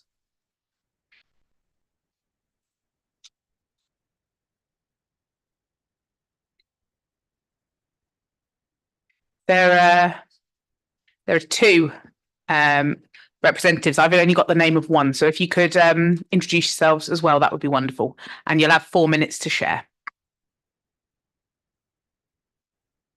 Thank you, Chair. I'm the agent for the application, acting on behalf of BP Pulse, and I'm here with a representative from BP, Andrew McNaughton, should members have any queries on any operational matters. We welcome your officer's recommendation to approve the proposed electric vehicle charging scheme. As part of the Council's response to the climate change emergency, members will only be too aware of the need for new EV charging infrastructure to be provided across the country if we're to make the transition away from petrol and diesel vehicles. In the north of England alone, Transport for the North estimated in 2022 a need for up to 26,000 rapid charging points to be delivered by 2025, with a particular emphasis on locations close to the strategic road network. This scheme would make a small but important contribution towards meeting this overall target. The charging hub would be one of the first of its kind in Yorkshire, with its 19 ultra-fast charging points allowing users to fully charge their vehicles in under 30 minutes. The charging hub would be supported by a small retail unit that will provide refreshments, a small range of convenience goods, and welfare facilities for those using the hub. The application site is in a highly accessible location that will allow the charging facility to serve the local community, whilst also being within easy access of the M62 motorway. I'm pleased to report, Chair, that the scheme benefits from a good level of local support, with 75% of respondents to an online survey expressing support for the proposals at the pre-application stage. This support reflects both support for improved EV charging facilities and more general support for the redevelopment of an unsightly brownfield site, which has been vacant and derelict for over 10 years. We've sought to retain as many trees as possible within the site, though a number do need to be removed, some as a result of the neighbouring Tingley interchange improvement works that are being undertaken by others. Where possible, we are proposing replacement trees on site. However, there is also a need for off-site tree planting. In this regard, BP have confirmed throughout the application that they are happy to fund replacement planting on the basis of 3 new trees planted for every 1 tree lost. This will be secured through a Section 106 agreement, and we'd be happy to engage with Morley Town Council if there are any local projects which these trees could contribute towards. Importantly, your environmental health team has confirmed that the scheme will present no adverse impacts on nearby residents. And just to clarify a point from the members from the officer presentation, just to confirm, there is no jet wash proposed. There's only vacuum and air and water facilities proposed as part of the scheme. There isn't a jet wash. We've also worked collaboratively with your highways team in the preparation of a road safety audit, which was agreed with the highways team. And that was in order to address any potential safety issues and to ensure that all elements of the scheme comply with current guidance. As a result of this, your officers raised no objection on any highways matters. Informed by the responses and advice received during the consultation period, your officers have concluded that the application meets the requirements of national and local policy. I would therefore urge you to support your officer's recommendation and approve the application before you today. Thank you. Thanks very much. Have we got any member questions? Councillor Ray, thank you. Yes, thank you for the presentation. And I'm just going to ask you a few questions on something that hasn't been raised in the report, which is background noise. There's quite a density of these charging stations, quite a density of the substations. With it being rapid charge, there'll be quite a density of vehicles going through. What work's been done to understand the ambient background noise from the charging facility and what the cumulative impact of so many of those might have on the surrounding environment, and whether that noise level would be lower than the surrounding traffic noise level, particularly on an evening after 11 o'clock? Yeah, the details of the background noise survey that was undertaken is detailed in the noise assessment report that was submitted as part of the scheme, and it confirms kind of a worst case scenario with all the plant running, deliveries and happy at the same time. And I think the background noise levels are also recorded on a Sunday, which was a worst case scenario, that it's still at least 6 decibels below background noise level. Is that 6 decibels below the background noise of the surrounding traffic or the current sound on site? Because obviously, once there are vehicles going through site, some of that traffic is going to be going through. So what was that pegged against? Sorry. That's the current situation. Thank you. Councillor Manaka? Thank you, Chair. If I go back to the officer's report on page 51, about the the access to this, and as the gentleman has also mentioned about access, would they make sure, if this is approved, to make sure that because I'm fairly worried with the speed coming from the highways, them having to to enter into the charging stations. I am quite concerned for, I think, for safety as well. Yeah, the point to make on that is, although with the comparison to McDonald's scheme, it's important to remember, I don't believe there was any objection on the access or egress arrangements for the McDonald's scheme. Nonetheless, the BP charging scheme has been, the access and egress arrangements have been consulted on with the Highways Department, and the road safety audit, which was requested by the Highways team, was scoped with officers.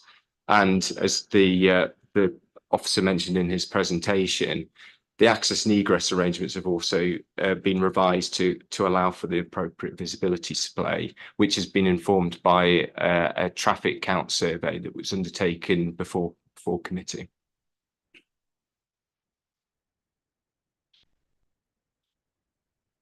Yeah, just to help you with that question as well, also, it's something that the council was concerned about in terms of the access and egress, but when it went to appeal, that was something the inspector actually considered was acceptable, subject to mitigation work. So in that respect, that issue has fallen away, and that's why we're supporting this scheme currently before us. Thank you. I've got a couple of questions as well.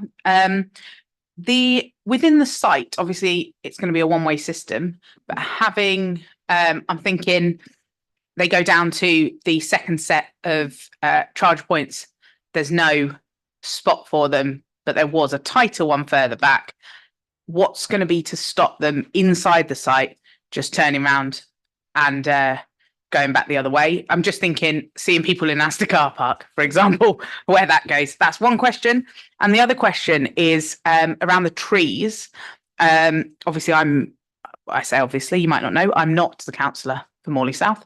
But for me, it's sometimes nice to know that there's the opportunity that those trees might not have to be any specific tree. You might want to put forward a location for an orchard, for example. And I just wondered about the flexibility within your organisation for that sort of use of the trees. Thank you. Yeah, in terms of response to the first question, it's been important we've included within our scheme some standard parking schemes as well, standard parking spaces as well. For people who may visit the retail unit who have an electric car, but also as potential waiting areas should there not be spaces available.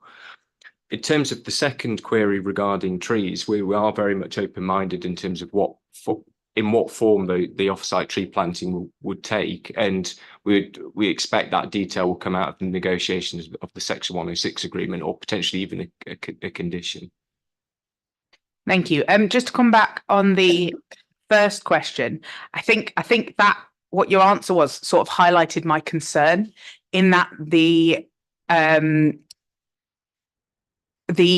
standard spaces that you've mentioned, you'd get to, I think, before you got to the EV to know that you'd not got a space to go back to. Does that make sense? I know in some places they do things like have an electronic sort of lit situation so you can see if there's a spot. Yeah, we could put the plan back up in case I've got it wrong. Yeah, so you come in, go past the standard spaces, you get down to that second block thinking there's going to be an EV space available. What is to stop somebody being like, there isn't, I'll nip back up to the wait-in? I think the solution to that would be to have some kind of digital or information board advising where charging spaces are available. I mean, sometimes apps can demonstrate that, whether charging facilities are available or not. So I think that would address that particular issue in a scenario where the EV charging hub just happened to be at full capacity at one time, or the northern end of it was.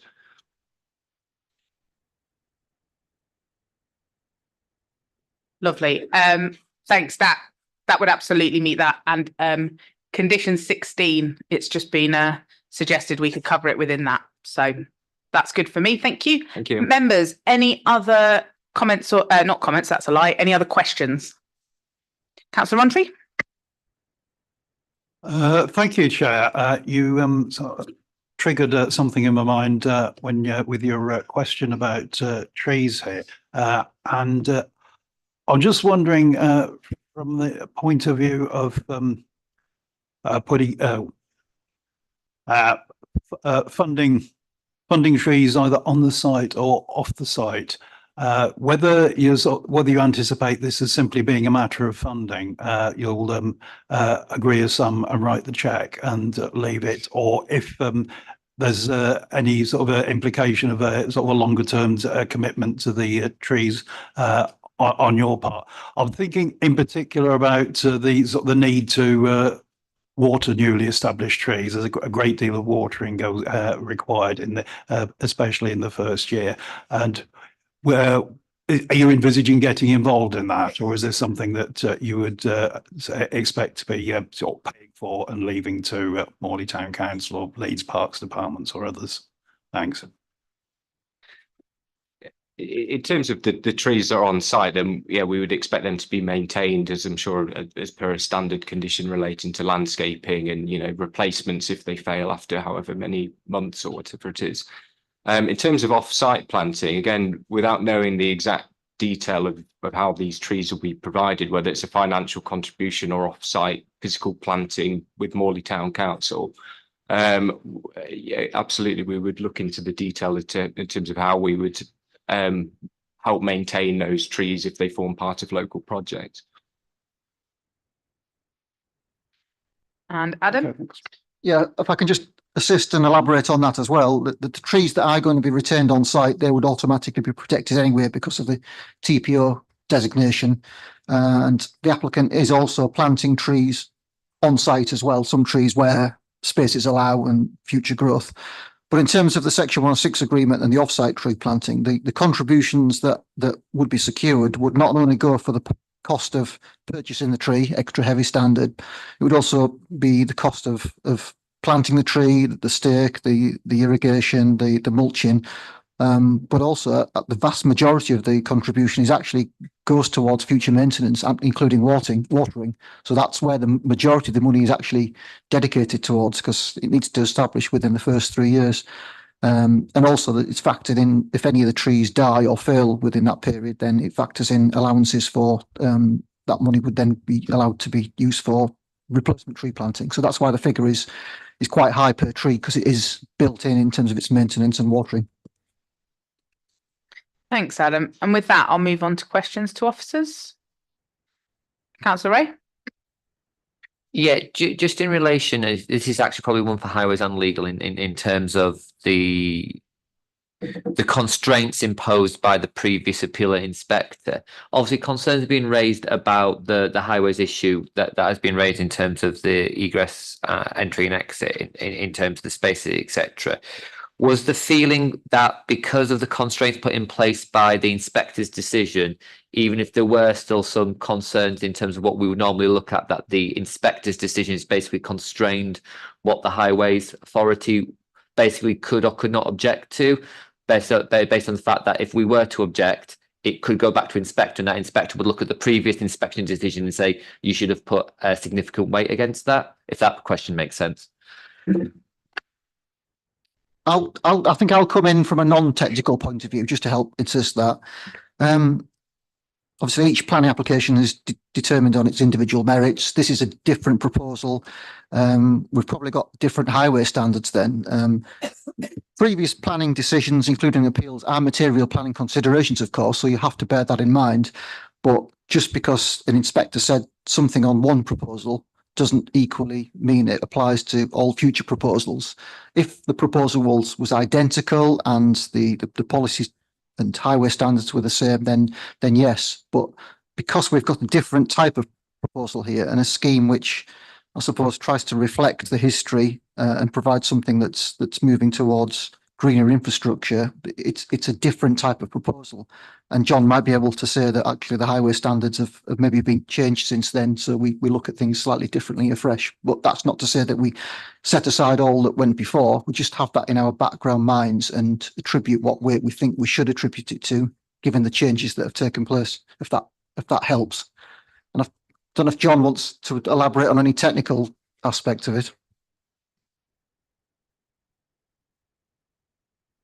Right. In terms of how we've looked at it, we've looked at it with looking at it as a scheme in its own right, really. You know, we're aware of the limitations on site, and Mr. Appleton did bring to our attention his concerns as well with regards to visibility, particularly coming out of the junction, and it being substandard insofar as in a 40-mile-an-hour speed limit, you would expect a visibility display of 2.4 by 120 meters.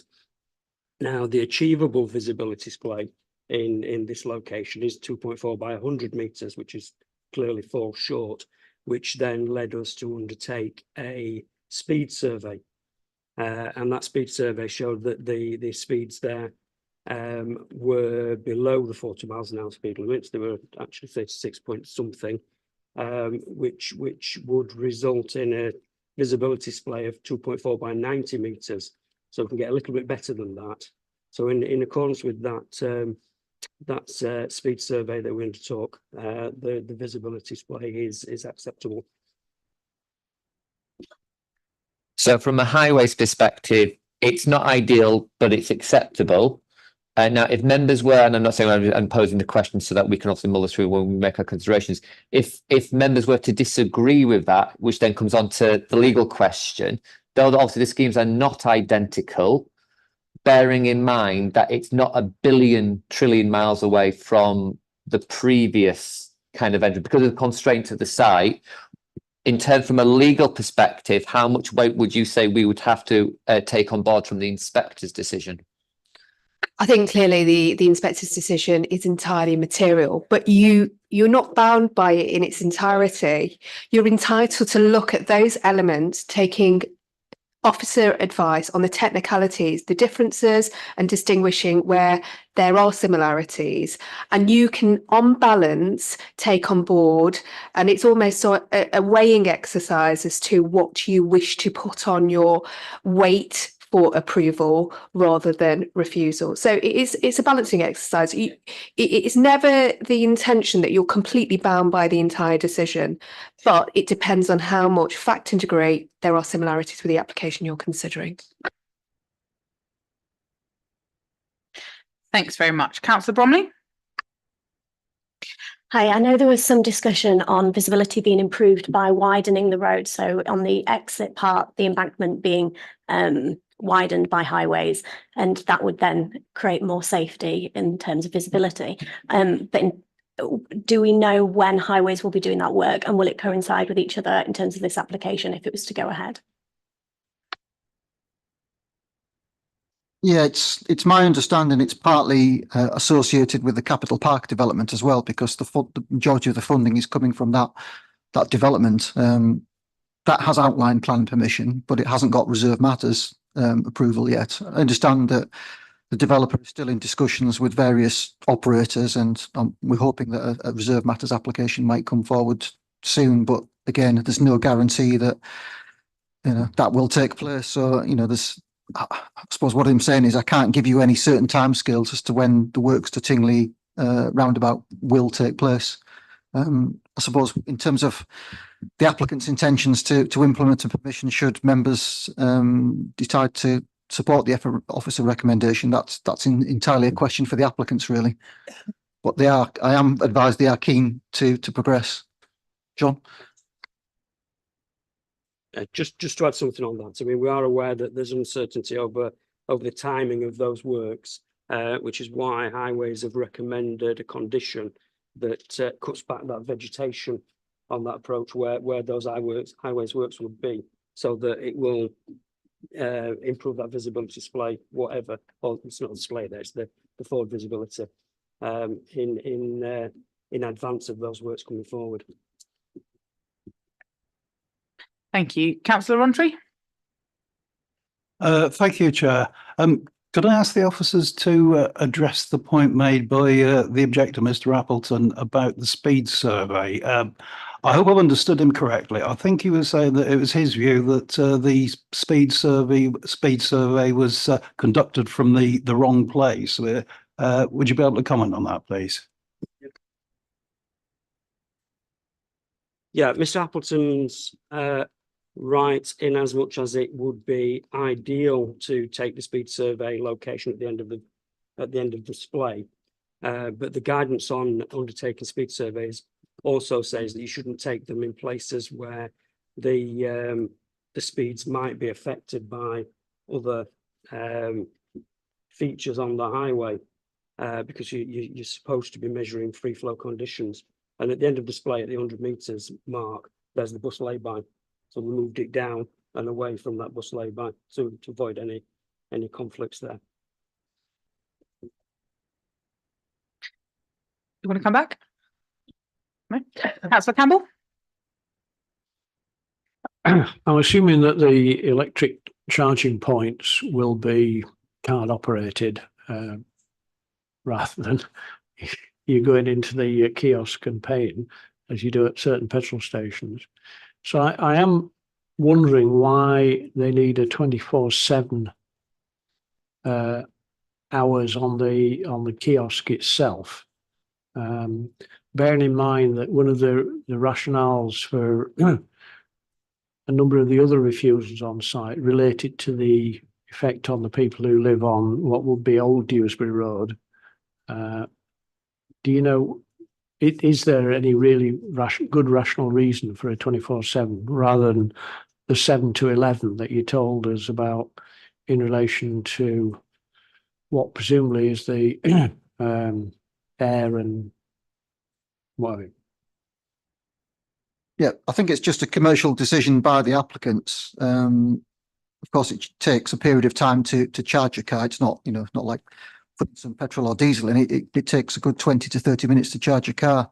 So in the submission, it's for the convenience and I suppose attractiveness for customers to have something to do whilst their vehicles are charging, whether they want to use the toilets or they want to get a bite to eat or a cup of coffee, etc. It is a fairly, we envisage a fairly low key use during the night time. So whilst there will be some noise associated with it, we don't consider it to be significant. And indeed, comments from our environmental health officer concede that a 24-hour use is acceptable for the shop, together with the mitigation of acoustic fencing to the back. So we think it's a balanced decision that we feel is appropriate in this circumstance. Chair, sorry, may I just add something? I have knowledge of the previous applications and appeals, etc. Adam's right in terms of just offering sort of facilities for people 24/7, like toilets, etc., and something to do if you're stuck out there for whatever reason at whatever time.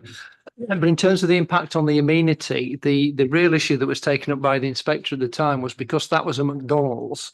The inspector was particularly concerned of the effect on the amenity by people finding the old Dewsbury Road where we parked the bus this morning as more convenient than using the actual car park for the McDonald's itself. So it wasn't necessarily the operation within the site that was the issue in terms of amenity for the inspector at that time. It was what he perceived at the time was the convenience of using Dewsbury, the old Dewsbury Road, and the comings and goings and banging of doors and people chatting, etc., late on at night. Obviously, if you're going to take your car there to charge it up, the likelihood of you actually leaving your car anywhere else is zero, isn't it? Because you need to charge it. So that was the history to that. Thank you. That's helpful. Councillor Manalka? Thank you, Chair. So just to the officer, going back to Councillor Bromley's question, does that mean we are not sure if highways will create, that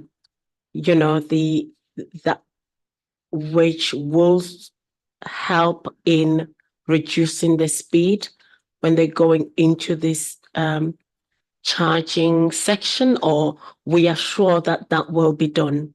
Like, just to answer Councillor Bromley's question. Sorry. Thank you, Chair.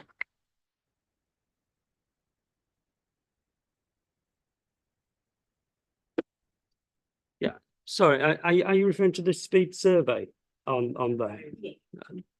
Sorry. Oh, sorry, no, yes, it's the forward visibility question, isn't it? Yeah.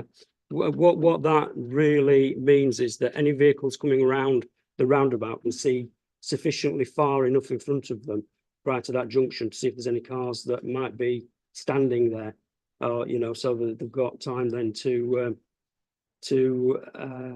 stop if they need to. As you saw on site this morning, there is likely to be standing traffic there on occasion because there's the pedestrian crossing there. So it's about providing sufficient forward visibility for cars coming around the junction to be able to see in enough time to be able to react to those changes in front of them, and those forward visibilities are in accordance with standards. Thank you. If there's no further questions, I'm Councillor Carter. On page 46 at the bottom, the officers say that the current scheme goes back to the point I made to the objector, or the question I asked the objector. The current scheme is distinctly different for various reasons from previous ones. So they answer the question quite straightforwardly. But the question it raises me is, are they able, within the planning use this application would give them, to then enlarge the retail outlet, which would become a destination?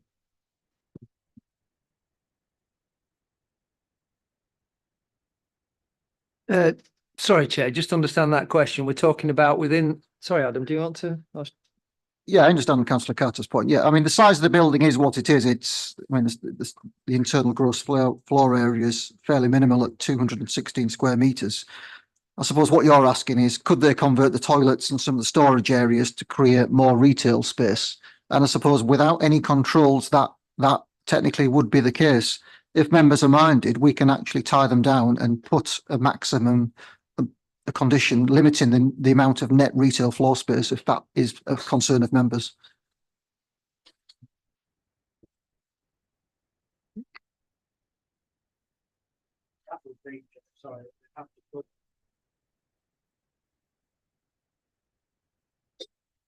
Okie doke, thank you. If there's no further questions, I'm going to move on to comments from members. Anyone got any comments?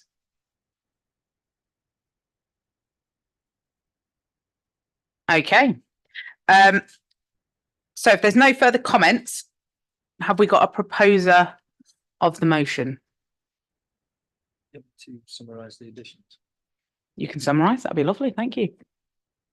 Right, Chair, just to make it clear before we go to the motion, etc. There was the alteration to condition 16 about car park and servicing management plan to include measures to avoid any reverse of flows within the site to make sure that there was sufficient bays available to avoid that, and also additional condition or alteration of a condition to secure that the retail space cannot be increased without a further application.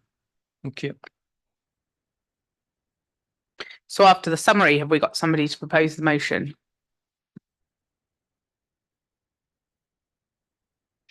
Thanks, Councillor Campbell. And a second? And Councillor Ray second. All those in favour? 2, 3, 4, 5, 6, 7, 8. Sorry, 1, 2, 3, 4, 5, 6, 7, 8, 9, 10. One abstention. Okay, abstention. Okay.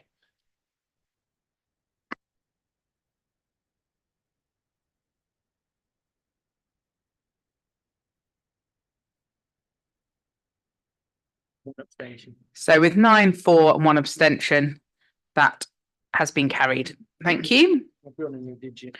We'll be moving on to item number 10. We'll just have a moment while officers change over. Thank you.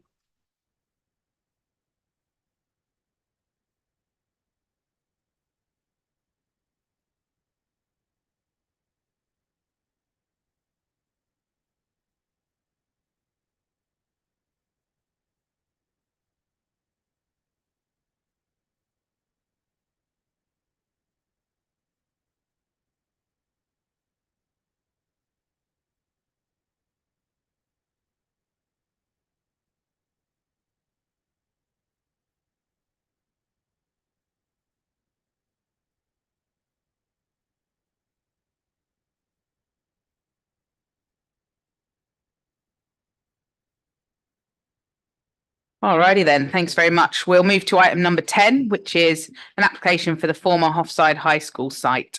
And I'll ask Laura to present, please. Thank you, Chair. Good afternoon. My name is Laura Bromley and I'm the case officer for this application. So this is the Hooftop scheme, which was the last place we went to visit this morning on the site visit. And it's for the erection of 82 affordable dwellings with associated open space and infrastructure. The applicant for this application is Leeds City Council. It's important to stress that this application is brought to Plans Panel as a position statement. This means that officers are not making a recommendation at this stage, but presenting the application to members and seeking their comments on the key issues. As this is a position statement, the report you've received was a snapshot in time. And since its publication, a significant amount of revised information and progress has been made on 2 of the key issues raised. This means that questions number 2 and 4 to members as set out in the report in relation to biodiversity and drainage are now no longer such key issues, and I will provide an update on these changes later in this presentation. Oh, have you got?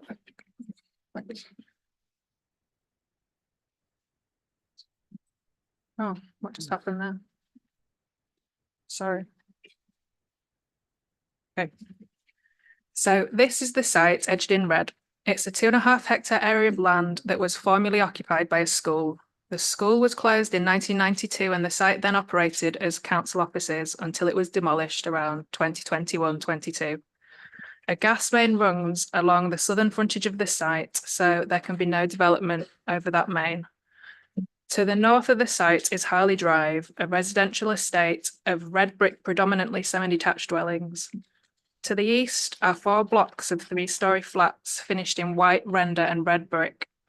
To the south are a mix of 2-storey properties and bungalows, all finished in stone. Immediately adjacent to the site to the west is a protected playing field, and that's used for 2 football pitches and a rugby pitch. Since publication of the report, we received an additional statutory consultation response from Sport England, who raised an objection. Sport England have said that although the housing itself would not result in the loss of a playing field, The objection is on the basis that the application site could be at risk of ball strike from footballs. The risk would be to the back gardens of plots 7 to 17, which back onto the side of the playing pitch there. So to overcome this objection, Sport England have requested a ball strike risk assessment and any mitigation as a result of this. This objection only just came in this week. It's been shared with the applicant who now has the opportunity to carry out further assessment into this. This aerial photo shows the wider context. As you can see, it's a predominantly residential neighbourhood. Up here in the right top corner, you can see the Park Spring Primary School. And then further north in the top left corner is Swinnow Moor Playground, which is around 300 metres away from the site. The application site is an allocated housing site in the site allocations plan with a suggested site capacity of 76 units. This application is proposing 82 units. This is a view looking northwards into the site from the playing fields. Here you can see that the playing fields sit at a slightly elevated level to the site and it slopes down to the metal fencing. It's proposed to retain this fencing. Looking north, you can see the backs of the houses on Harley Drive.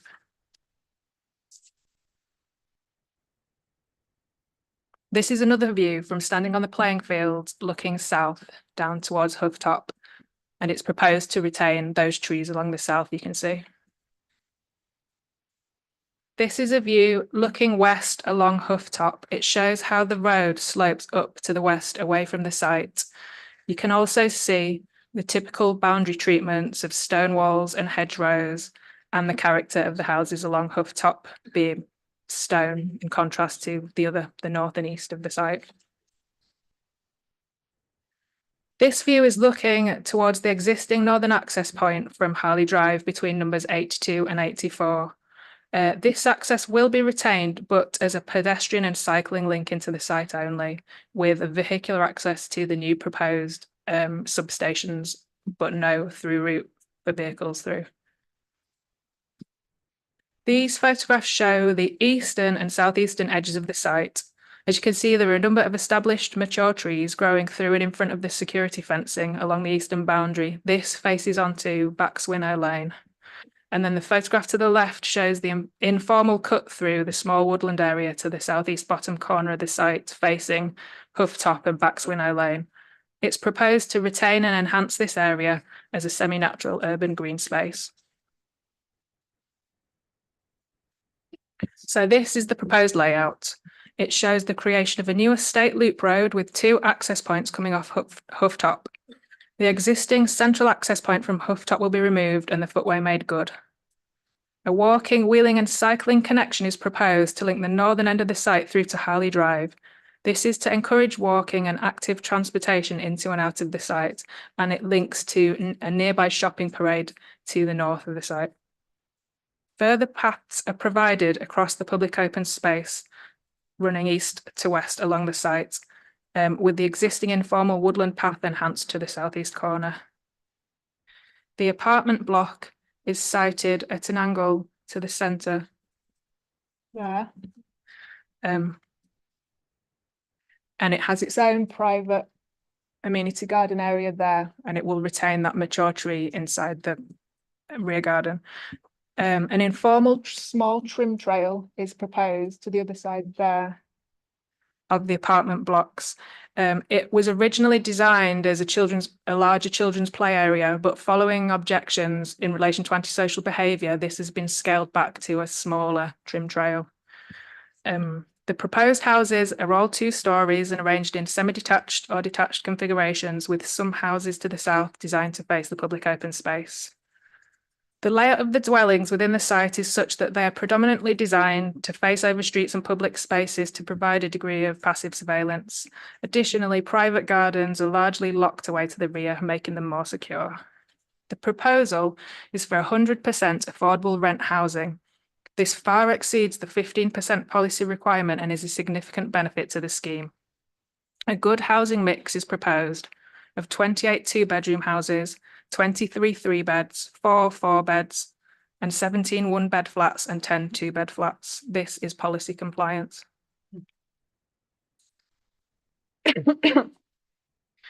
So the first issue for members is in relation to design and character. There is an objection from the design team in relation to the appearance of the houses and flats and the proposed boundary treatments. With regard to the design of houses, concerns are raised that the majority of properties have blank gables, which in some instances will be very prominent. The A1 house type shown here is frequently used on corners. Its blank gable provides no passive surveillance and is likely to appear harsh and overbearing. In response to this comment, the applicant has added a blind window into the ground floor side elevation. This is not considered to address the design concerns raised. The next few slides are to give you a flavour of the house types. These are the 3-bedroom B1 type properties. On the whole, the pared back design approach of houses is supported, as there is a clear hierarchy to the front elevations of houses. This is the B3 house type. There is only one of these proposed, and it is a corner turn property. This one is plot number 36. Excuse me. These are the 4-bedroom, 7-person C1 type properties. There'll be a semi-detached pair of these to the north of the site. So one of this pair will overlook the pedestrian route to Harley Drive, and it is recommended that additional windows are added to the gable end. The applicant has not put forward any changes to this design.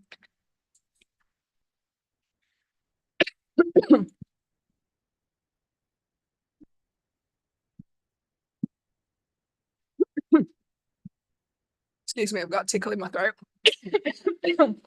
Okay. These are the detached 4-bedroom type C2 properties, of which there will be 2. They will be visible from Hooftop. And finally, these are the revised elevations of the apartments. The design team initially raised an objection to the appearance of these. So this revised scheme was put forward, but concerns remain that the apartment block appears austere and institutional. There's a poor solid to void ratio and windows appear small. Building regulations part O was previously cited as the reason for such small windows. However, nothing has been provided to support this argument, nor have any alternative approaches to ventilation or shading been explored that may overcome these perceived challenges. It is considered that the design of the apartments requires a significant degree of further work before it can be supported. And then these are just some indicative visuals of the houses and flats. So materials proposed are a mix of red and grey brick with slate roof tiles, and specific detailing of materials will be controlled by condition.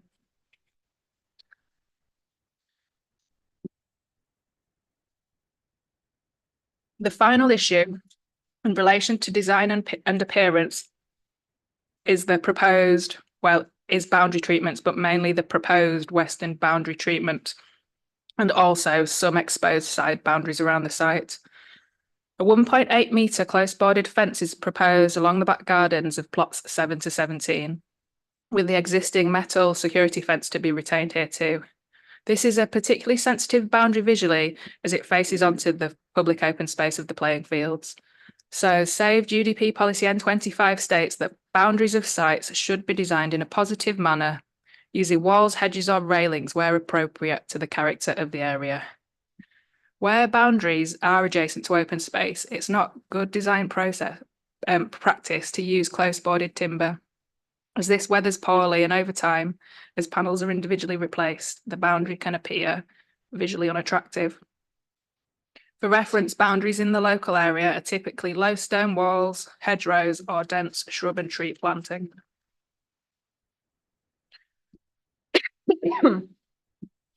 This slide shows the existing football field and the metal boundary fence as it is now.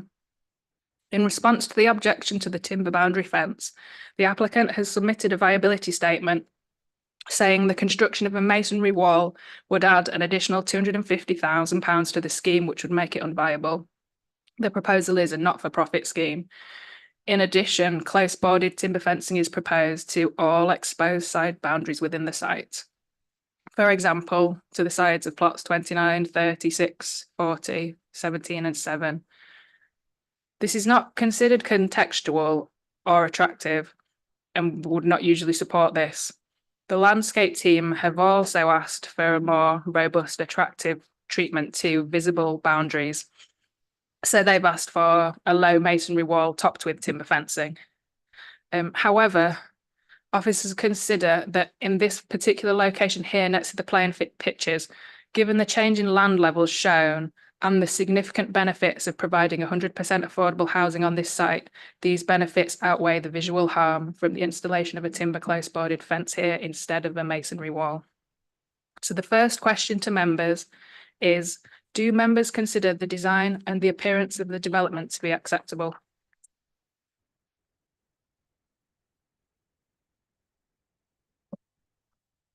The second issue raised in the report on page 69 is in relation to biodiversity. Since publication of this report, the applicant has now demonstrated an overall net gain for biodiversity, so the original question is now redundant. So this is more of an update of the BNG position. Firstly, to clarify, the report at paragraph 59 refers to a 10% biodiversity net gain. However, this is not a mandatory requirement for this application, as it was validated prior to the change in legislation, which was on the 12th of February 2024 for major applications. So apologies if that has caused any confusion. For this application, as it was live prior to the 12th of February, it must only demonstrate a net gain in biodiversity, so anything greater than 0%. So since publication of this report, the design of the scheme has been revised and it does now achieve a slightly improved biodiversity score on site as shown on this slide. Albeit it still does achieve a net loss on the site. Whilst the scheme does achieve a net loss on site, the housing density justification statement submitted confirms that the applicant will purchase 5 off-site biodiversity units, which will be provided by Leeds City Council's Climate, Energy and Green Spaces Department to offset this loss on site. The nature team have been reconsulted on this and are satisfied that the additional biodiversity statement adequately evidences application of the biodiversity mitigation hierarchy and the purchase of off-site units to achieve a net gain. So the applicant is proposing to deliver 4.5 off-site habitat units and 0.5 hedgerow habitat units on Leeds City Council land. This will be secured via a legal agreement for a minimum period of 30 years. As the scheme now demonstrates a BNG uplift, this is now acceptable to planning, and so question 2 doesn't apply. The third issue is in relation to highways. The proposed layout has been developed following pre-application discussions with highways. Several public objections have been received, stating that the proposal will have a significant detrimental impact to road safety. They've cited existing issues with school drop-offs to the east of the site and problems with weekend football parking along Hooftop blocking the pavements, and said the development would make these issues worse, plus add more congestion to the roads. Initially, highways have had no objection to the proposed layout. They were satisfied that the transport assessment demonstrates that local junctions in the area have sufficient capacity to accommodate the traffic that would be generated by the development during the weekday peak hours. However, they did acknowledge the existing on-street parking constraints associated with the football fields. At match times, which is usually weekends and evenings, cars park along Hooftop, illegally blocking parts of the pavement. This is noted to be an existing problem, and it is not for the development to fix an existing issue outside of the scope of the planning application. However, the possible blocking of the 2 new access points into the site could be a highway safety issue. Therefore, highways are seeking a contribution of £10,000 towards traffic management measures to protect these 2 junctions. This would be spent on double yellow lines around the junctions. Following the consultee response from highways stating there were no objections, Further representations have been received from the local community disputing the contents and the assumptions made in the transport assessment. In fact, this application has been brought to Plans Panel via a referral from Councillor Seary, who objects to the proposed highways layout and requests that the scheme should be redesigned. As a result of these questions, in terms of the accuracy of some of the assumptions of the transport assessment, mainly in that it did not do any traffic serving on weekends when the football pitches are most in use, Highways have asked for an additional traffic survey at weekends, and we're still waiting for the results of that survey. A transport assessment addendum was received from the consultants this week, only 2 days ago, and this is currently under review by Highways, and we don't have a formal comment back on that yet. So question 3 is, do members consider the proposed highways layout acceptable, and or do members require any further information in relation to highways? The final issue is in relation to drainage of surface water. Again, this has progressed since the publication date of this report, so it's more of an update again now. This slide shows that currently all surface water is proposed to drain via infiltration only. This means all dwellings will have their own individual soakaways in their back gardens to collect rainwater, which will discharge into the ground. But for any surface water coming off roads or pavements, it's designed to run through underneath the road and then collect at the lowest point to the southeast of the site into this infiltration tank shown on the screen with all the blue crosses. An overflow link is proposed in the event of an extreme storm. That's that blue thing there, to connect to the Yorkshire Water foul sewer drain. Whilst this strategy is acceptable in principle to flood risk management, there is an objection from Yorkshire Water to connecting to their drains. So presently, it doesn't really work as a scheme. In addition, there's an objection from the Section 38 Highways team to do with concerns over maintenance of this size of soakaway. Highways would normally recommend in this situation that the applicant connects to the closest existing mains drainage. However, in the local area, drainage is very poor. There's limited connections anywhere.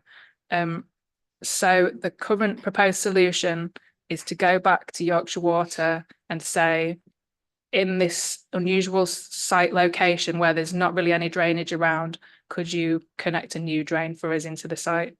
As this is an emerging solution, it's not considered to be insurmountable to the scheme anymore, so it's not raised as a question to members. So in summary, there are now 2 key planning issues. The questions can be found at the end of my report on page 71, and I'll quickly repeat them now. Number 1, do members consider the design and appearance of the development acceptable? And question 2, do members consider the proposed highways layout acceptable, and or do members require any additional information? There are, of course, other planning considerations which have not been mentioned in this presentation, but no major concerns have been raised by officers or other consultees in relation to the proposal. Thank you. Thanks very much. We've got speakers here today against the proposal, and I'm going to invite them to the table. That's Mr. Ian Feather and Simon Seary, Councillor Simon Seary. And once you're ready, you'll have 4 minutes to share between you to put your case to panel. Thank you.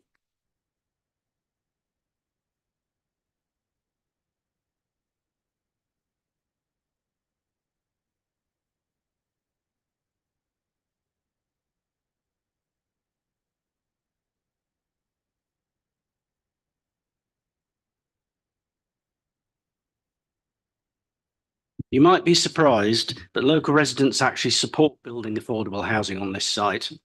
We object to nodding through a substandard design and layout, which totally ignores all input from the community, which, by the way, has been very poorly consulted. You were asked to consider the design, appearance and highways layout. Are they acceptable? There are 29 homes facing this site. Every one is in local stone. If you lived here, would you personally think that plonking 82 red and grey brick houses opposite is acceptable design? Regardless of the blind windows, would you consider that clash of materials would completely change the character of existing surroundings, which is, by the way, against policy? Would you think it acceptable to allow 3 stories of red brick apartments as the closest building overlooking the local stone houses? Is that good planning?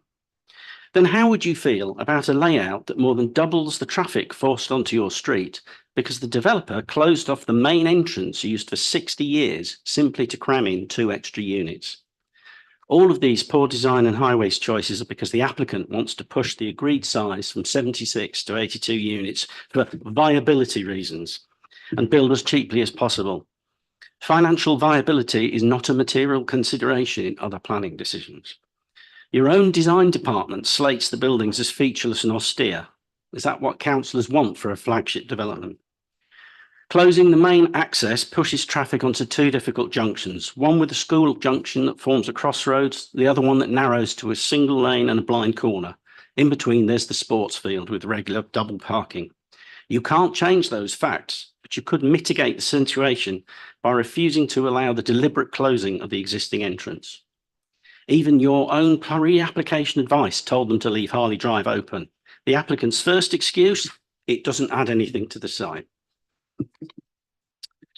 Do you not think it more acceptable to demand that they solve it instead? The position statement downplays the objections. Residents have presented 126 pages of documents in total, highlighting errors, broken policies, and alternative solutions. Not one change to access has been made as a result. Within the 43 public objections, 33 people talk about the materials used and the size and position of apartments. 36 point out the traffic issues caused by closing Harley Drive. All 3 local councillors are against that closure. Highways might consider it safe enough, but is it practical or desirable? Accepting this design without changes is not doing our best for everyone. The applicant could have saved a lot of our time and our money by consulting before the final result. Any private developer viewing these plans would expect you to reject it with multiple comments. Surely a proposal by Leeds City Council must be fairly held to the same standards to avoid legal challenges. Please send this back for improved design now, so existing and future residents are left with homes we can all be proud of. I'll now hand you over to Councillor Seary.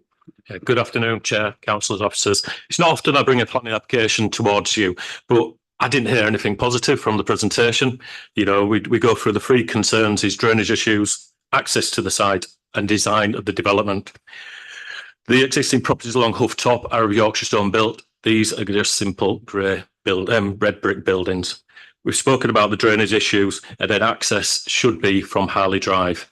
There should be a joint from Huff Top and Harley Drive to allow the access, because we're pushing traffic down to a primary school and then a single track lane. I think that's running out my time, but we've got, an opportunity as a council to deliver social housing and the best housings we can, but we've not, and we failed. I'm disappointed that we've had to bring it to this point. We had plenty of opportunity through consultation, but the housing growth team have just not listened. Thank you. Thank you. Do councillors have any questions? Councillor Carter? Councillor Seary, do you think that the ward councillors have been adequately briefed and their views taken into account throughout what Councillor Smith refers to as you being ignored? Yes, so we've always told them that they needed to consult with the residents nearby first. Because it is a massive opportunity to get social housing within your ward. We have supported it, but we wanted to make sure it were the right properties in the right location, and they've just not to the design. I'm disappointed. I saw the pre-application in December, and then they submitted an alternate one in January without informing councillors, and they've done a series of amendments without informing us of these. Yeah, so lack of consultation again. Thank you.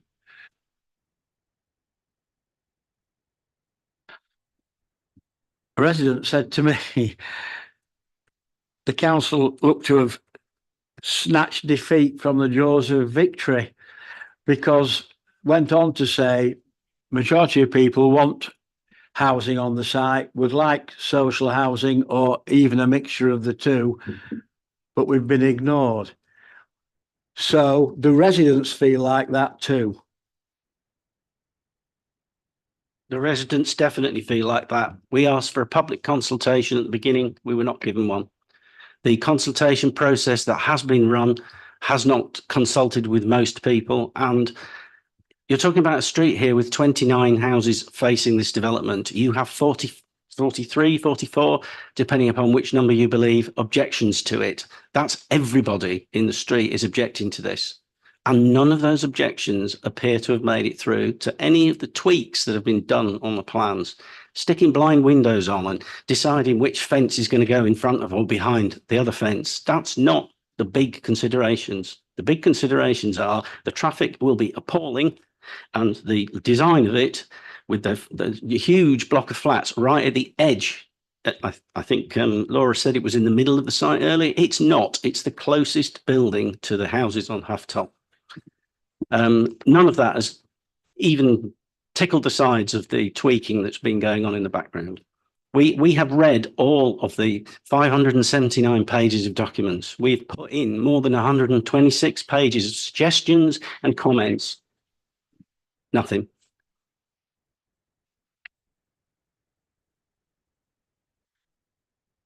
Just before I bring in Councillor Ray, I'm going to take Chair's prerogative and ask a question too. Can I just check, Councillor Siri, from what you've said, that you asked for briefings from officers on the amendments and you were denied briefings? Is that correct? That's correct, yes. As soon as they submit the plans in the first week in January, I contacted the team. They said obviously some were still on holiday from Christmas, and it was probably the second week in February I got a briefing. They wanted to lead on the briefing. I had questions to ask. Communication has totally broken since then. Yes, thank you. So you did receive a briefing after asking for one in February? If you say 5 weeks, yeah, it's a suitable time for a briefing. I don't think so when there's a live planning application in. It is disappointing. Sorry, I wasn't necessarily judging, more just trying to get some clarification. Councillor Ray. Thank you. So one of the objections is obviously that this is out of character. Now, I've looked at all three sides of this potential development, and there are different build types on different sides. So to say it's completely about character, I do think it's unfair. However, from a resident's perspective, if there was effectively a transition from Hufftop from in a sympathetic design to your side and then transition through to some form of red brick, would that be a more acceptable position from residents? Because I'm taking it from your perspective, you're looking at what's directly in front of you, not necessarily what's on the other two sides. Yes, that's exactly it. It doesn't have to all be stone, but why not reflect it with some stone facing? There was this argument about what kind of wall should they build along the football field, because the people who are occasionally playing football might be looking at the development, as opposed to the people who have to look at it 24/7 out of our windows. And that is proposed in brick all the way down. But the point is, you could put some stone in, you could reflect it, you could make some of the design look more traditional. But as you say, it can transition. Councillor Campbell? Yeah, just to get clear in my mind, I think what you're saying to us is that in principle, the residents in the area would support a housing development on this particular site. And you've heard from earlier on the list of areas where sections of the council planning department regard there as being issues. In a nutshell, what else would you suggest that we might want to talk about in relation to making the development acceptable? Again, it comes down to consultation. If you'd had we went to a meeting yesterday with Yorkshire Water, who were consulting on a development that they're building below Hufftop to soak up all the overflow spill water. It's not connected to Hufftop. That's why we went to ask them. And they run consultation all the time. So they have very few objections to what they're doing, because people understand that there is not going to be a big pile of sewage going off all the time. At no point were we offered this. The first thing we know about this is when the notices go up on the lamppost to say you've got a week to read 571 pages, learn how to be a drainage expert, learn all the other ins and outs of the planning consultation process. Nobody, out of all of the objections that you had, I believe there was only one objection that said, don't build council houses in my backyard. Nobody else objected to that because that's not the fight. The fight is build the best development you can. That's what we all want. And without involving the local community, you're not going to get that.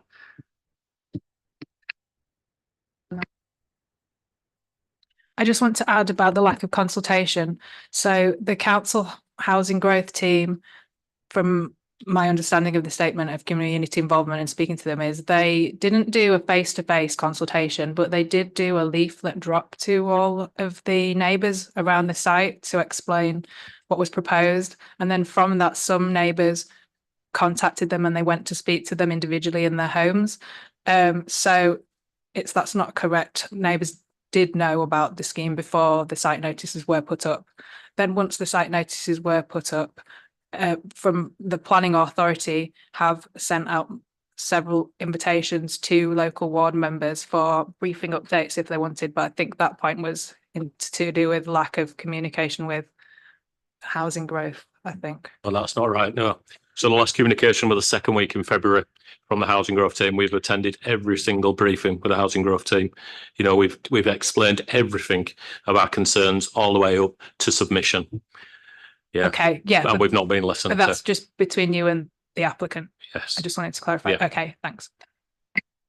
I can make a point about the consultation.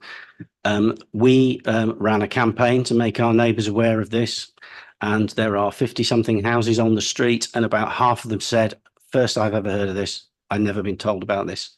We had asked the council to tell us which streets they decided to do a leaflet drop to, just so we could get an indication.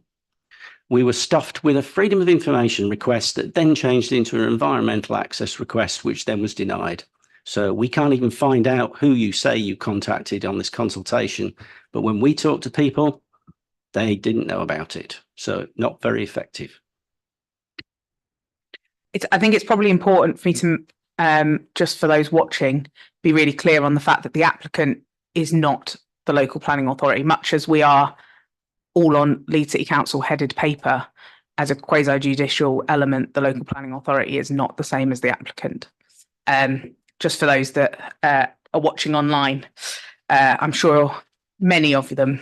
Have we got any further questions, Councillor Carter? You are aware that the land is still entirely owned by Leeds City Council, aren't you? And that the council's capital receipt programme indicates that they are expecting the capital receipt in 24-25, the next financial year. And are you also familiar with the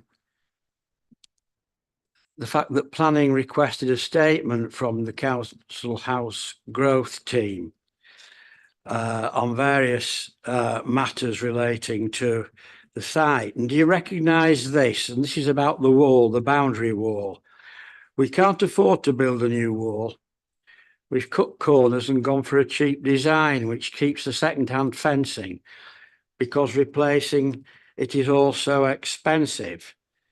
We've already had to push the house numbers up from 76 from the original up from the original 76 agreed to 82, because otherwise the numbers don't work and we can't borrow the money. Are you familiar with those?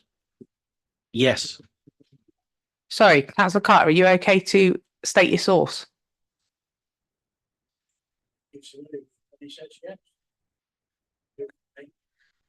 So who's sent the... No idea. No idea who sent it. I'm just asking if he's familiar with it. Oh, okay.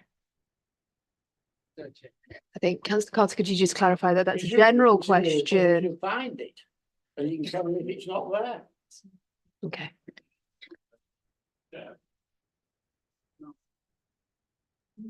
So Yeah, sorry, I think what Nikki was saying there, that we are not aware of that comment at all, and obviously would be interested in the source of that. That's why we're trying to do it, because otherwise it's. Yeah. So are you asking Mr. Faber if it? Okay. Yes, I am familiar with it and I do know what the source is. Okay, great. Any other questions from members? No? Alrighty then, in which case we will move on to representatives in support of the proposal. If I can invite them to the table, and once you are ready, you will have 4 minutes to share between you. So this is Louis Snedden and Mark Denton.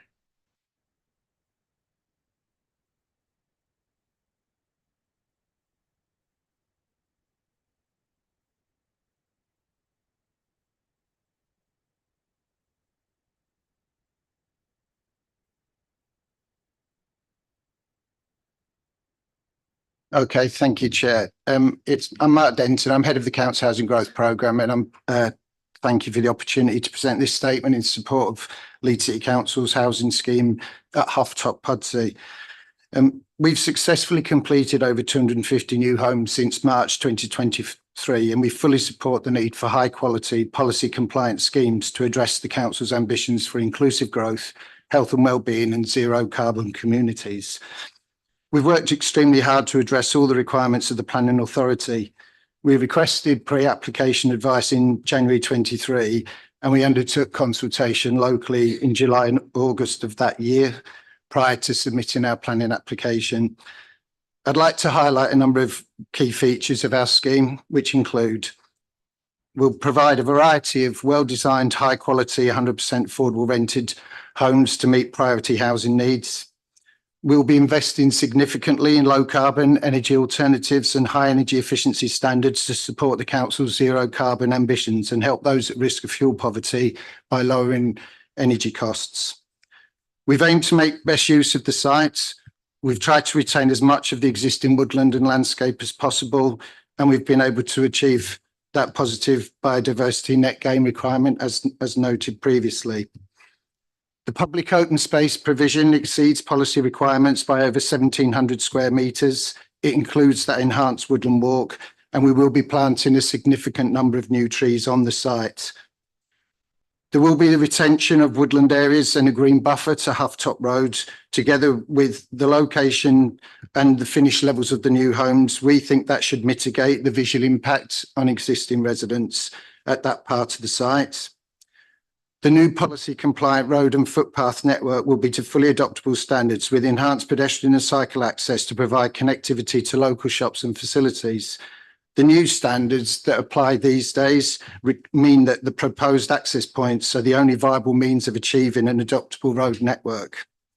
We'll also be making financial contributions to support and encourage sustainable travel options for residents. Moving to some of the comments that have been made, we've sought to enhance the visual appearance of the scheme in response to comments made through the consultation, and we in terms of things like the design features and boundary treatments, and that's why we've sought to retain and protect trees and high quality existing habitats. The location and orientation of dwellings and the variety of property types, along with robust, sustainable external boundary treatments, take account of the various planning requirements that we have to meet, and also try to make sure that we've got a long-term scheme that works for the council. We do face significant abnormal development costs to regenerate these sites. The existing gas pipeline that's been mentioned, replacing and upgrading an existing substation, have all influenced our approach and limit acceptable design and layout options we can consider. We know there's an issue and continue to work with all the relevant authorities to resolve the drainage issues that have been mentioned, and we are confident that a suitable solution is possible by working with council officers in Yorkshire Water. The cost of schemes remains a challenge, but we are absolutely committed to quality. As I said, we've got a lot of other schemes that have been successfully delivered and very well received across the city as part of our wider programme of 1,200 homes. This site represents one of the very few opportunities to meet the housing needs in this part of the city on a brownfield housing allocated site that's in the council's ownership.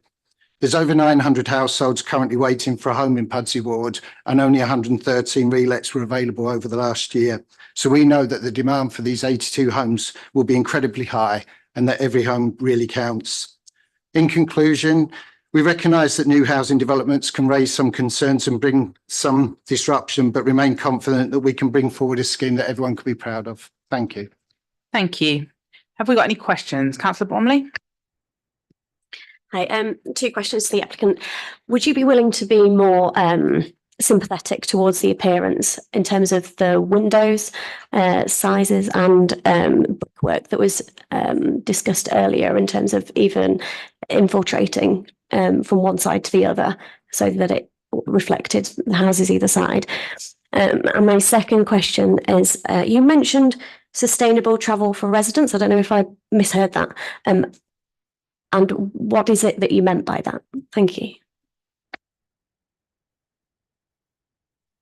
Thank you. I mean, in terms of this, the materials, because a lot's been discussed about materials, they are conditioned and we're very much led by the planning authority in terms of the local area. But we've obviously, the purpose of today was to allow plans panel to make comments and to do that. And certainly there's time to reflect before the scheme comes back for determination. So I think it's really, that's why we're here, is to listen to plans panel comments and views about that. And they equally understand in all the developments that you see on a regular basis, the challenges of trying to balance all of those different elements that we do. In terms of the sustainable transport, every scheme that's over 50 properties is required to produce a travel plan, and we fund a travel plan coordinator, and we've done that recently on another scheme where a whole range of different solutions, initiatives are generated to promote sustainable travel for residents, whether it's through travel cards, various other things, encouraging walking distance, you know, rather than using cars, etc. So there's a very well established process for supporting sustainable travel for schemes over 50 homes, councillor. Thank you.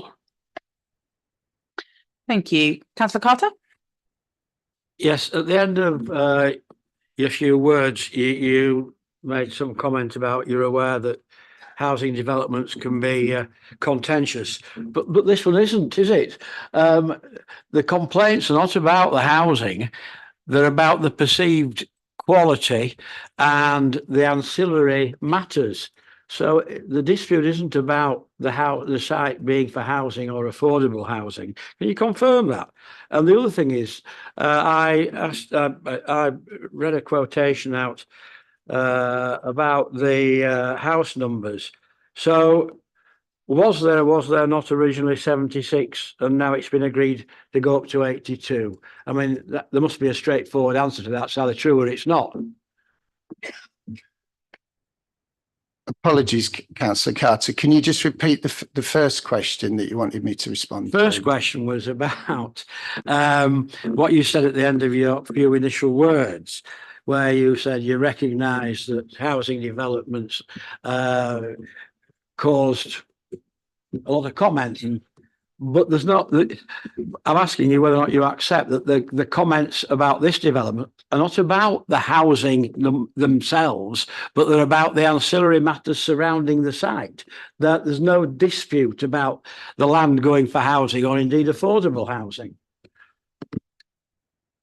Okay, Councillor Carter. So perhaps to clarify, I think the terms I used was disruption and change and can cause concern, so not contention. And what I mean by that is that we do work really hard with our contractors who operate under the considerate contractor scheme to have things like a construction management plan to mitigate impact on local residents. There's newsletters issued to people. So we work really hard, but we recognise that when you build a big construction scheme or even a small construction scheme, frankly, it will impact on local residents. So we don't do this lightly and we do work very hard to do that. So I don't see there being any contention about this being developed as a housing scheme on a brownfield allocated site. In terms of the second question, the number 76 comes from the indicative SAP allocation. I mean, it might be something for colleagues in planning to speak to rather than to myself, but equally, you can see within the papers that it reflects the fact that the density of our proposed development is slightly below what we would like to achieve and what planning would like us to achieve for this site. And that's because we've sought to retain as much as possible of the existing vegetation, habitat and trees, and mindful of the other restrictions in terms of the development. So hopefully that clarifies those points. Thank you. I'd just like to suggest to members that we have caution about the weight that we place on that quotation as it's been unsubstantiated. And Councillor Campbell. Can I just touch on affordability, because one of the things that seems to be coming back to us in relation to this development is affordability. And it would seem to me, can you just, well, no, given who the owner of the site is and given who the developer is, I suppose the question I must ask is, what are the unusual costs relating to this site? And I know you've touched on the gas pipe, but the gas pipe's always been there. So it's been a fact, it must have been a factor in the original proposal anyway. So what other factors are there, other extraordinary factors that make developing this site particularly expensive? Thank you, Councillor Campbell. I can answer you and panel members by saying that corners aren't cut, because, as I said right at the beginning of my statement, we absolutely support fully compliant schemes that meet all of the planning requirements that the city requests. So some of the things that don't get seen are the extensive costs of actually running new drainage, dealing with ground conditions, because although we undertake site surveys and ground investigations, these are all brownfield sites, and quite often we find that there are things that aren't discovered because you can only do so many surveys and do so many checks. So one of the areas we often come up against is ground conditions and dealing with those. Another area is the actual infrastructure. The cost of providing a high quality adoptable road and footpath system and a drainage system is very expensive. So again, with those, they are normal development costs, but they are expenses that we bear as part of the scheme, and we totally understand that. We are also, as I say, and some people are still choosing not to, provide low energy alternatives. So for instance, there'll be air source heat pumps provided here. This is a no gas development. We will not be fitting gas boilers to these properties. They are significantly more expensive, but we recognise that in the context of the wider climate crisis and supporting the council's objectives around zero carbon, we will invest that money. So I don't think there is any sense for me that we cut any corners at all in terms of what we build. Our space standards are always at the top end because we recognise the pressure on families. So it's 2-bedroom, 4-person houses. It's 3-bedroom, 5-person houses. These are well built, well designed, tested schemes and similar properties that we've built in lots of other parts of the city, as I say, that have been very well received there. So I hope that reassures you that clearly there is a limit on what the council can do. I think the other thing, I've not been asked it, but this is a general fund site that will transfer to the housing revenue account. Sorry, this is a technicality for some people, but there will be an adjustment made for the cost of that scheme in terms of this scheme to move into the housing revenue account because it is being delivered for Housing Leeds. I appreciate what you said to me, but I still haven't identified any unusual costs because and building an adoptable road and a drainage scheme will be something we'd expect from any developer, whether it's the council or a private developer. It would seem to me that should would be factored in. What you appear to be saying to me is that's the cost. There doesn't appear to be anything particularly unusual, like, I don't know, old mine workings or something like that, that might cause you an issue. Is that so?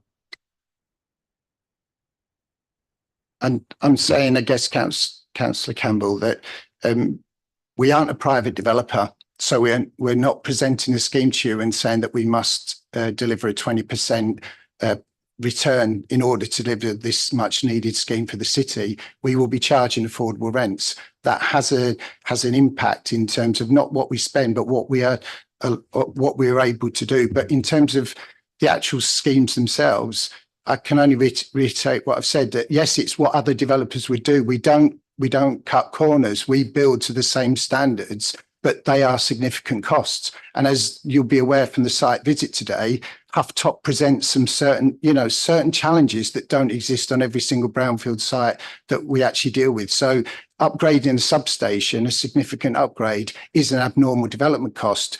Redesign and working around existing gas pipe is a significant development cost. We don't have that on every site, and we don't have site investigation information about every part of the site, because that isn't what a normal developer would do. But what they would do is make an assessment around risk and cost and price accordingly in terms of doing that. So that's what I'm trying to get across to you, is that the sites that we are delivering as a council housing growth programme are all brownfield challenging sites that will be brought back into use, that quite possibly in some cases even a private developer would not come forward to develop. I hope that answers your question. Thank you. Right, we've got Councillor Gavani next, and unless anyone indicates relatively immediately, that will be the end of questions. Thank you. Thank you, Chair. You said about the building of an adoptable road, and that the scheme you put forward with the 2 entrances along Hufftop gives you that. And this may actually be something for the highways officers rather than yourself. But why does the entrance from Harley Drive not give an adoptable road? Thank you.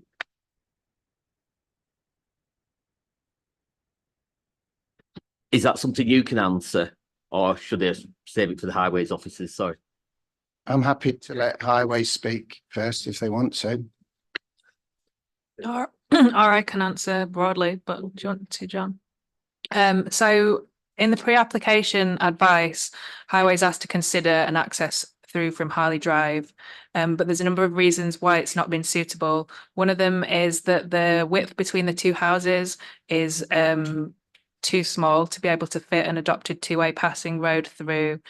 And there's ownership issues with one of the houses building right up to the boundaries as well, which makes it difficult. They would need to move the substation. If you created an access through from Harley Drive down to Hufftop, it would effectively create a rat run, which they don't support. And also, under the new transport SPD, it would create a crossroads across Harley Drive, which is not supported by highways. I don't know if you want to add anything else, John. Okay.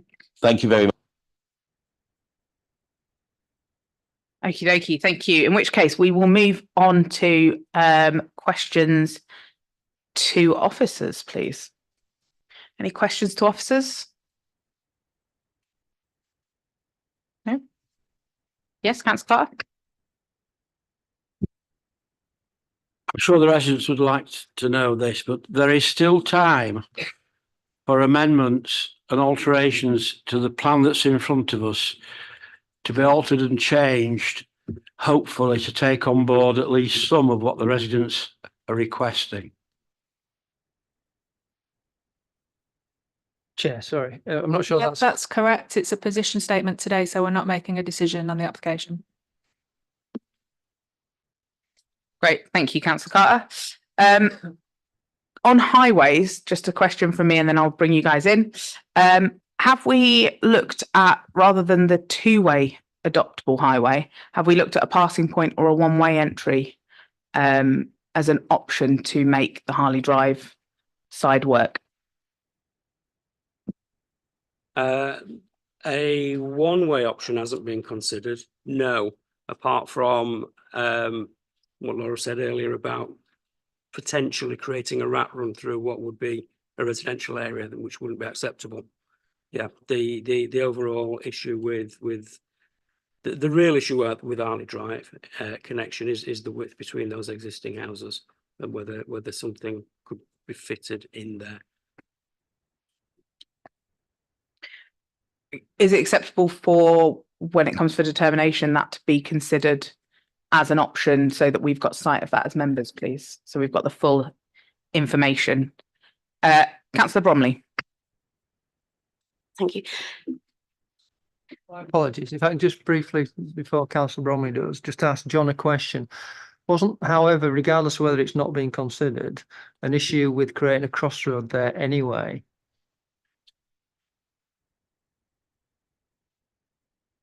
Yes, it would. Yes. Yeah. In terms of highway safety, yeah, crossroads tend to be the most dangerous types of junction, and we avoid them wherever we can.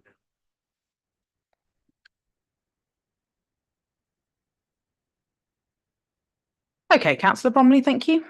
I did ask this on site, but I just want to go over this again. So in terms of implementing drainage that would be coordinated with Yorkshire Water, am I right in thinking that that would then improve the current conditions for residents around that do experience flooding and drainage problems currently? Yes, so the ask would be to put a new highway drain along Huff Top that the site could connect into. So that would obviously collect any existing surface water that drained down Huff Top too. So it would be a wider improvement to the area. And Councillor Campbell. Right, a couple of questions. I appreciate that parking associated with the football is not an issue that we can expect this development to address. That said, I think there would have to be, if there is an issue with parking, some traffic TROs, certainly on the junctions, which would displace parking, right? What steps do you see within the design of the layout are there that would in effect discourage that by preventing people in effect from parking on the pavement, because that's what they will do. That's the first question. Second question relates to cycles or cycle route through the site. So we were told that you will be able to come in from Harley Drive on a footway stroke cycleway that will take you onto the road network. Given our street design guide has this aspiration that you'd have an effective cycle route within the estate, I'm asking the question why there isn't a cycle path that takes you all the way through along to Huff Top. And picking up the point you made about the Yorkshire Water and the potential for an improvement to the drainage scheme, I think who would fund any works that Yorkshire Water undertook to improve the drainage along Huff Top?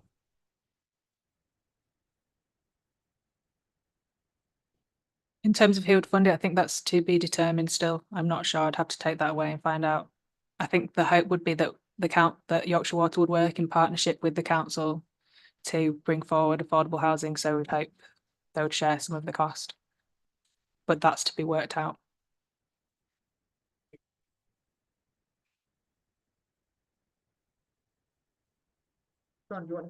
Just to clarify on that point, I understand what Councillor Campbell's saying, but I'm just reminding everybody again that this is a position statement where not everything has been resolved, and in a way we're asking for member support to continue to pursue these issues.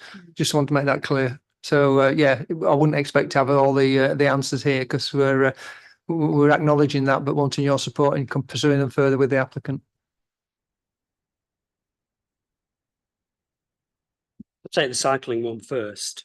What we've got is a relatively quiet estate roads where cyclists would be safe to use the carriageway. So there's not really they've not put forward any specific facilities through there for cyclists in that respect. With regards to the football parking, and whether are you asking if that would be displaced into the development? Well, I don't think there's a question about it being displaced into the development. It will be displaced because you would obviously, if you were parking, you'd say to yourself, Hooftop's a bit busy, there's a lot of traffic on here. If I can get my car on these new roads, then I will. And the question really is, what engineering solution perhaps is the best way can we put in place to prevent or to discourage that by stopping people parking on the pavement, because that's what they do. Right, yeah, I see what you mean, yeah. Well, yeah, people do park on footways, that's a fact. On this estate, the driveways front onto the pretty much, not continually, but there's a lot of that frontage would be so if you're parking on the footways there or even on the carriageways, in most situations you'd be blocking people's drives. So that's probably going to discourage most of those people being displaced into there. But you're right, on those areas where they could park, there's nothing specifically to stop them from going in there and doing that as it stands. Thank you. I've got Councillor Rowntree. Thank you, Chair. To go back to the reservations from the design team, there were the changes that were made to the original proposals. I mean, to me, they seem like tweaks. They're not very substantial, and I get the impression that if this were to go forward, then the next report that will come before us would sort of highlight this and sort of indicate that this wasn't satisfactory. And to me, the word that was used was austere, and I sort of buy that totally. And I'm just sort of wondering, is that the case that that there would be a sort of a substantial objection to proceeding with the design in its current state? Because I'm just thinking that as it stands, I mean, certainly the question that's being put to us, are you happy with the design as it stands? Really suspect I'm not, and I'm sort of conscious of all the other sort of competing pressures, and it's sort of been sort of explained quite well about the implications of the site itself as a brownfield site and the additional costs that come from that. I'm wondering that it's are we saying that we want a plan to come back that's addressing these design issues, and if that's the case, is something going to give somewhere else? Could you help us with that? Thank you. John Stone, our design officer on this case. So just to clarify your first point, or to respond to your first point, the report that Laura's produced incorporates my comments on the latest set of amendments. So yes, the current position is I'm unable to support this scheme on the grounds of design. The MPPF requires that schemes that are not good design should be refused. I do not believe this is a good design. Clarify again, and going back to what I was saying earlier about this being a position statement, sorry. Obviously, we do have some concerns, as John's just mentioned, about the design, but ultimately, again, we're trying to tease out the members because there are a lot of factors on this application, and a lot of material considerations to balance, and it's difficult, particularly with the affordable housing element. And again, it's where the members actually share those concerns. Ultimately, is what we're trying to get from yourselves. Well, I don't know if this will help, and other members may or may not agree with me on this, but I mean, for me, the design questions were troubling, and to me it just didn't look good. I was less convinced by the stone versus brick argument, to be honest. To me, the notion that if you have stone buildings on one side of a road, then you ought to have stone building or a stone facing on the other. I found that less convincing. As I say, I don't know if that will help sort of members to formulate a position today, but that was my view anyway. Thank you. Thanks, Councillor Rowntree. I'll come round for comments just after we've finished questions, though. Councillor Malacca? Thank you, Chair. Just to add on, my fellow councillors,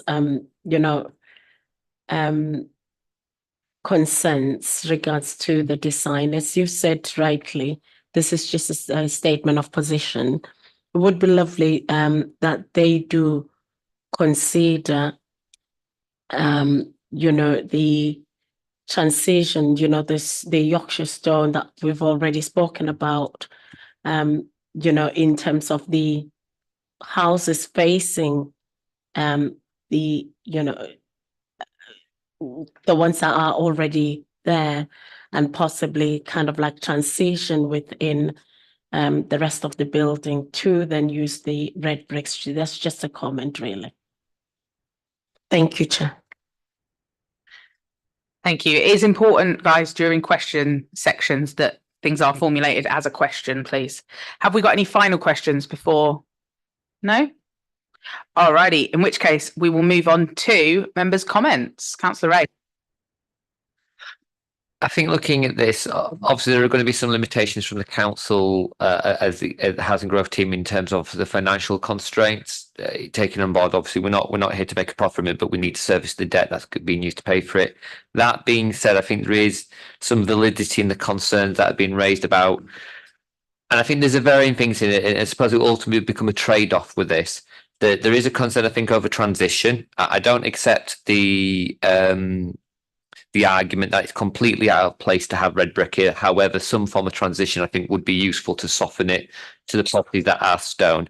I think the biggest issue on the design for me is, and again, I can understand the necessity of this out of having to get density to make the scheme viable for the council financially, it's around the flats. They are very bricky in terms of blocky. And I think, I've seen some of the absolutely amazing designs that our housing growth team have developed across the city.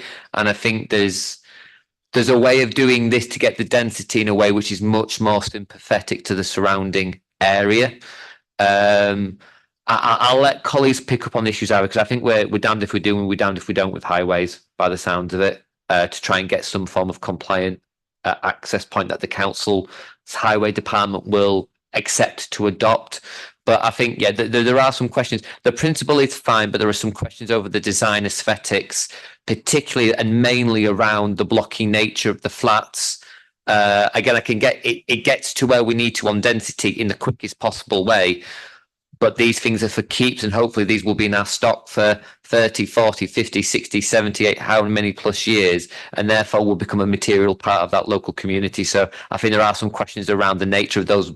The non-flat, I think they're reasonable in design. It's particularly around that flat design I would have some concerns. Councillor Carter? Yes, do you want me to go through all four? I'll just do with question one first. One first. Oh, 1 and 3. All right. Well, on one, I agree with a lot of what Councillor Ray has said. These flats are awful. As simple as that. They're awful. They won't stand the test of time in terms of appearance, and they won't stand the test of time for the people who live there. And they'll upset the people who are currently residents there anyway. Two things to look at. The mass needs somehow to be broken up. You could look at hipped roofs as opposed to gable ends. If that would lower the height, you should certainly look at the materials.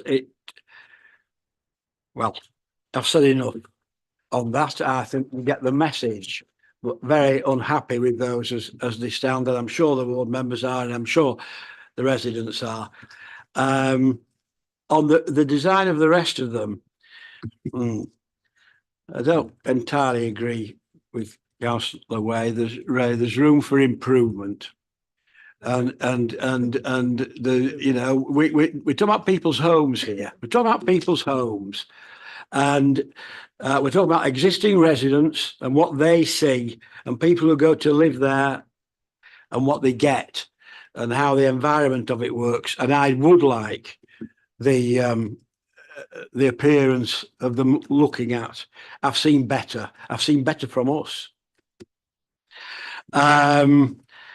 the proposed highways, well, I do think we need to look at the entrance into Harley Drive. It was the main entrance, as has been said, into Huffside School. It would certainly alleviate part of the problem, even if it was restricted to, and again, I think officers need to look outside the box a bit at how you could configure that site to perhaps have the Harley Drive entrance used for a few of the houses, almost turning it into a top-end cul-de-sac. And that might not work, but I'm thinking off the top of my head, but I think it should be looked at. And I should deal with the wall probably as well at the same time. Residents want a stone wall putting in place. I entirely agree with them. Wholly out of keeping what's suggested, and it's particularly out of keeping with the houses on Huff Top. It should be a stone wall, and it needs to be looked at. And I'll come back to the other two questions later.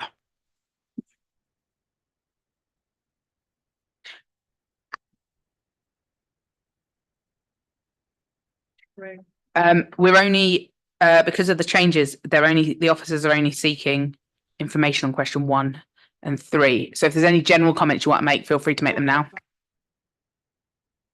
I'm not sure about whether the drainage issues can be resolved via condition. I think members would want to look very carefully at that. There is a major problem on Huff Top. Yorkshire Water are highlighting issues, our own main drainage people.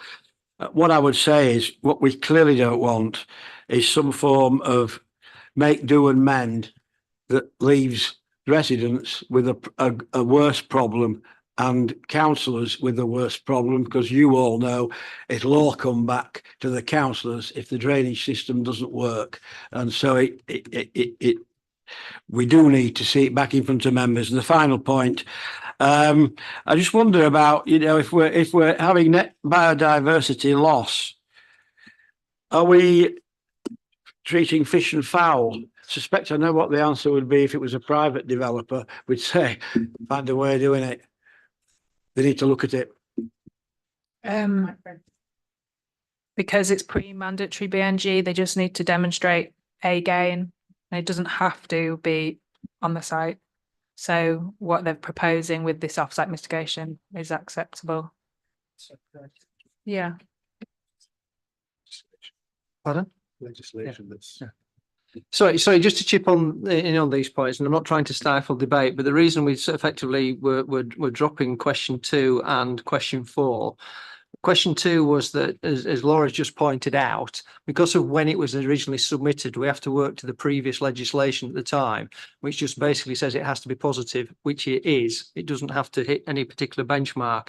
And then question 4, which Councillor Carter referred to in terms of the drainage, we're not closing that off either. In fact, I think we're accepting that the condition is not a suitable way of dealing with that. It's just simply that the discussion and consideration of that is still ongoing with Yorkshire Water and our main drainage, etc. So when we ultimately do come back, hopefully with some recommendation, we should have got to some more positive resolution on that, rather than trying to rely on a condition. Because I understand what Councillor Carter's saying in its entirety on that particular issue. I think that's all we were trying to say on those two.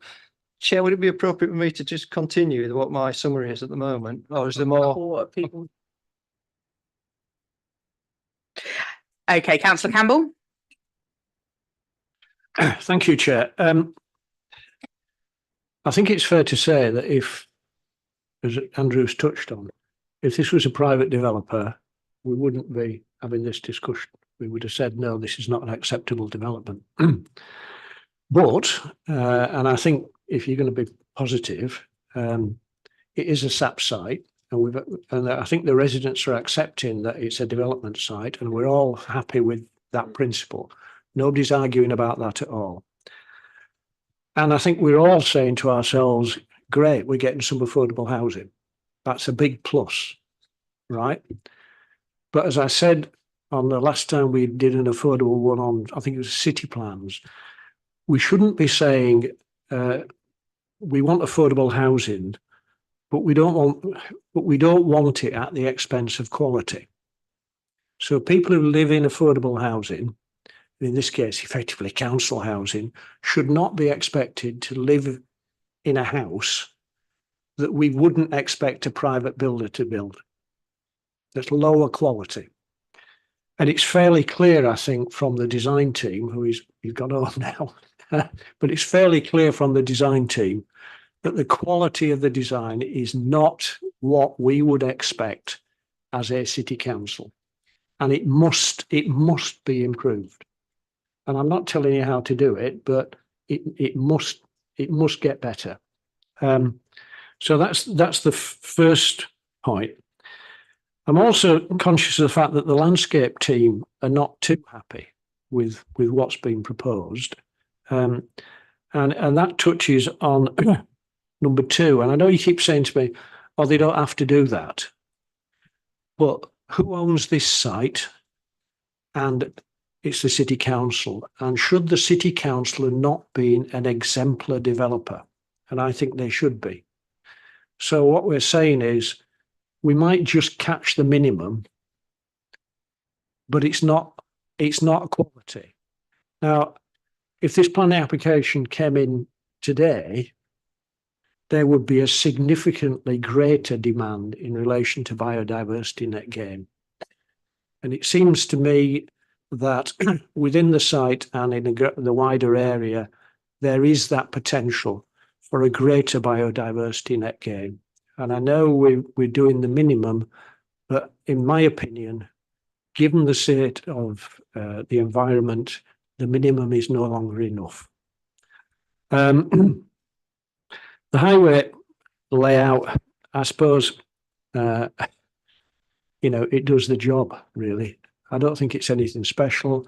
I don't think it's a particularly inspired layout. I think if you look at our street design guide, which has lots of good examples of how you might develop an estate like this, for some reason or other, our officers, the developer is not looking at that document. And it seems to me that we could create a much better, more pedestrian, more cycle-friendly layout within this site and still retain those houses.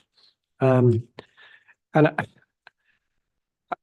think I'm trying to understand what Mr. Butler said. Are you saying to us that for question 4, do members consider the detailed drainage strategy can be resolved via condition? Are you saying no?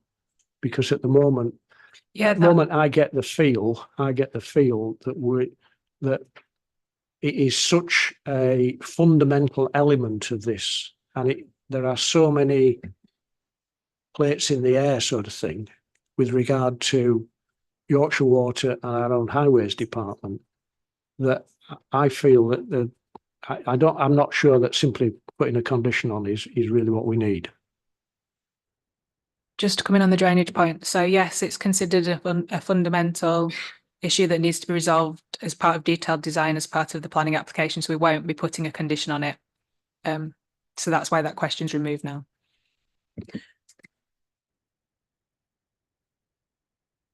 Well, okay. Councillor Buckley, did I see you indicate earlier? No? Okay. In which case, Councillor Ray. It's one final point. I think we need to be very careful that we're saying that we don't build quality homes as a council, because I don't think the quality of the build and of the fit out is not really the issue. I think we're just saying we have some issues with the aesthetics of the outside. I think we're getting into very dangerous territory of saying that we don't build quality properties in this council. And actually, our recent developments show we do build quality properties, but we have an issue with the aesthetic in the current context of the exterior aesthetic. I think we just need to be careful that we're not deriding our own officers. Right. I know I knew you were going to say that, but the bottom line is, as you well know, because you sit on city plans as well, the whole point of our design team is to create quality developments. And if we're saying that our design team are saying this is not a quality development, then we should make it a quality development. Right. Thank you, Councillor Ray. The only comment, The only comments from me, I guess, I've already made comments on some additional information that I'd like around highways. And I wonder if there's, in terms of the design, some work we can do around using accenting and using the stone, not necessarily to create full facades of stone, but actually whether we can use accenting and the sills and all that sort of, especially based on the fact that the stone that's used in Pudsey is a much lighter colour. Actually, that would also serve the purpose of breaking up the massing as well, perhaps. So if we can look at that, that would be great. Thanks. Any final comments before I pass on for a summary? The ward councillors are kept fully briefed so they can brief their residents. I nod, but I'm not sure actually I can enforce that as plans chair, but I can make the request. Can I enforce that? You can certainly make that recommendation and officers would respectively comply, I'm sure. Thanks, Vicky. Okay, great. In which case, I'll pass on to you, Steve, for a summary, please. Thank you, Chair. It's always my favourite bit, this. So what I've captured here, there is just one thing I'm going to ask a question at the end, is that we do think that there needs to be further consideration, perhaps to the materials change across the site, coming from Hufftop back, because I accept what's been said about stone at the front and the brickwork at the back. I actually additionally captured the point about potential for the applicant to take out further consultation and possibly a consultation event in the area. I also got Councillor Carter's concern about ward member involvement and keeping them informed. Need to explore with the applicant more detailing stroke accents into the properties in general, specifically the corner plots and the detailing on those, but also look at the articulation and accenting on the flats and possible consideration of hipped roofs to some of the lower properties. Members were concerned about the policy compliant BNG, or at least an improvement upon the 4.5%, I think, which was previously accepted. We need to also discuss with them a more cycle friendly environment if we can at all. The only thing I was slightly, I think that covers the majority. The highways layout, this something raised about further explanation of the, I think it's the northern end. It was made clear that our highways colleagues are very concerned about the creation of yet another crossroads, and of course the width was inadequate to actually get two-way passing to today's standards. So is that particular point something that's shared by the whole of the panel in view of that? What do you mean, Chair? Well, I'll help you out, Chair. I'm not precious about that. I think going and looking at it today, I think it would be complicated to get another access in there. Yeah. I think I can see the point of asking for it because it was the main entrance to the school, but I'm not sure about that. While I've got you, I would just say, I think the design issues are not just tweaking the front of the block of flats. There's some more fundamental ones, which I think, had we given him time, he might have explained in greater detail. So I think it's something that we really need the design team to sign off on. For that, I was just trying to get clarity, whereas there was consensus on the panel regarding that access element. I'm feeling that probably the answer to that is no, because it would need a fundamental. My concern was that it would need a fundamental redesign of the whole of the site layout if we were to go down that. But I accept completely what Councillor Campbell was saying about the design on the flats, which we'll take back.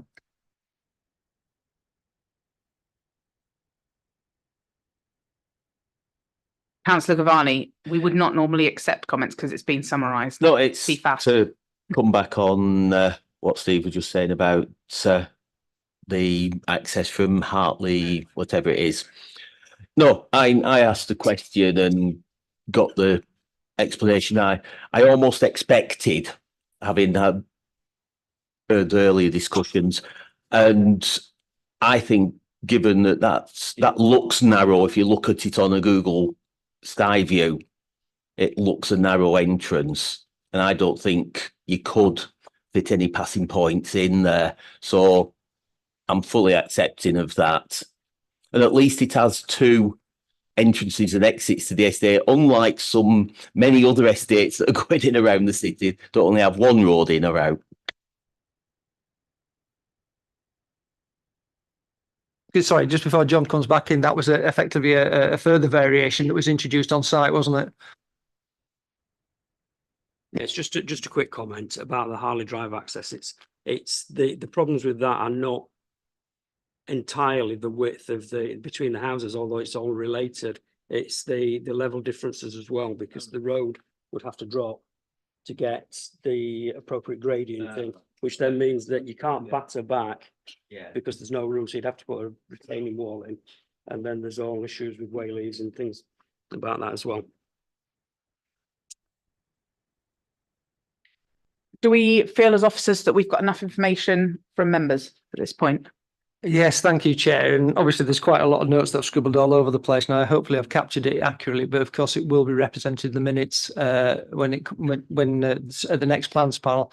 And I suspect that with what we have here and discussing with the applicant, it's unlikely to be coming back in that one cycle anyway. So we'll have the opportunity to check that if you think I've missed anything. Okay, thank you very much, folks, for that considered debate. Before we move on to item number 11, I am going to do another 5-minute comfort break. And then we'll be back in, let's say, 15:15. I'll give you 7 minutes.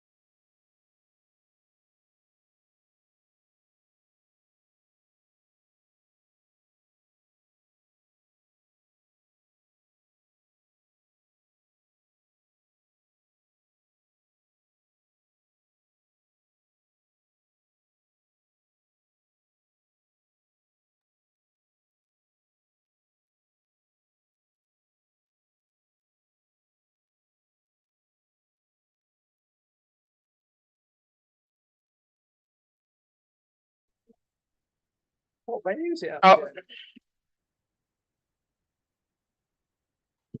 All right then, folks, thank you. We'll move on to item number 11. This is a pre-application for land at Evolution House, 34 to 36 Springwell Road. I'll start by inviting the applicants to the, you're already there, excellent, great work, to the table to address panel and inform us of their proposals. And you guys this time have 10 minutes, thank you. Just do a quick introduction, sorry. In fact, before I give it to you, I'm going to let the officer do a quick introduction. Thank you. Thank you, Chair. So this application was received by the Council in November 2023, and officers have worked closely with the applicant and key consultees in particular design to develop the scheme into a form that is broadly supported by officers. There's just one update I wanted to give you was that local ward members were briefed on the scheme yesterday, and they raised the following concerns. They object to the on-site green space deficiency. They question whether the proposed design is suitable for families, given the relatively small provision of green space and amenity areas for play on site. It's presumed the 3-bedroom flats would be occupied by families, but the amount of on-site green space is severely deficient.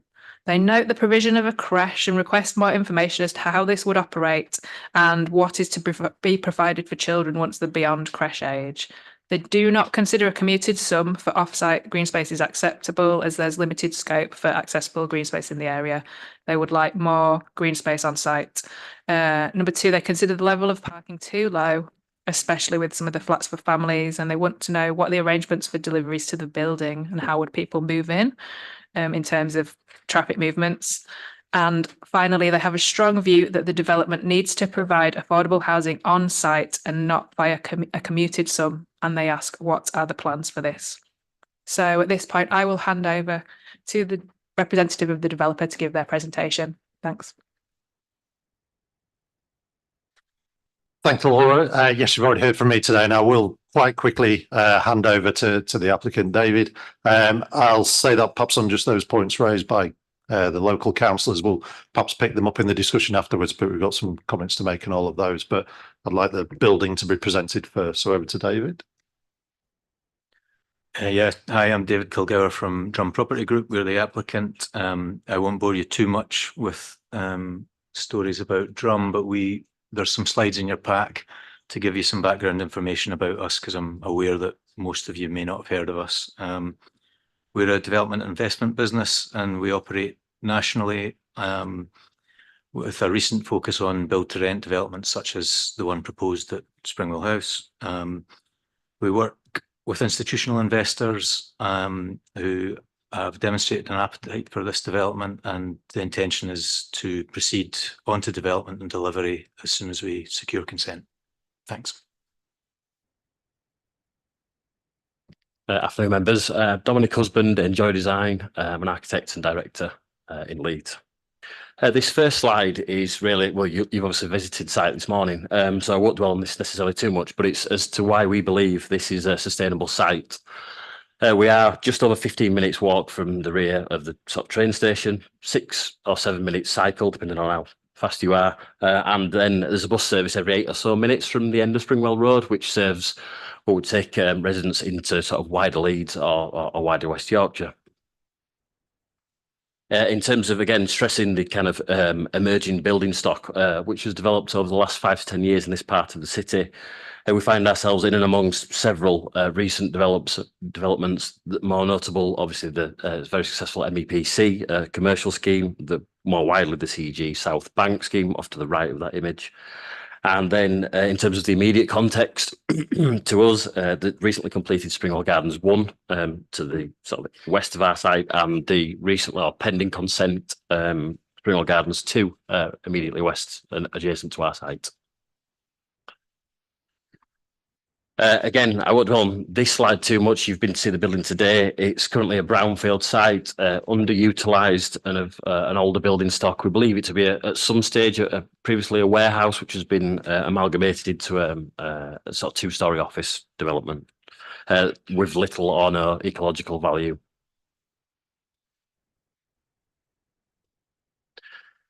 And in terms of again, just jumping back to the wider sort of emerging development pipeline in this part of the city, members will be aware of sort of recently consented and approved schemes, and maybe sort of familiar with this as a graphic. This is a graphic taken from the View City software. The yellow schemes shown are ones that are consented, not yet begun on site. The blue ones are where development have commenced. This is an ever-changing picture, and I believe it actually needs an update following this presentation due to sort of more widely starting schemes. You can see here the Springwell 2 scheme, as in with the pending approval, in the sort of shaded light yellow colour, and then we start to drop on our proposals in terms of scale and massing.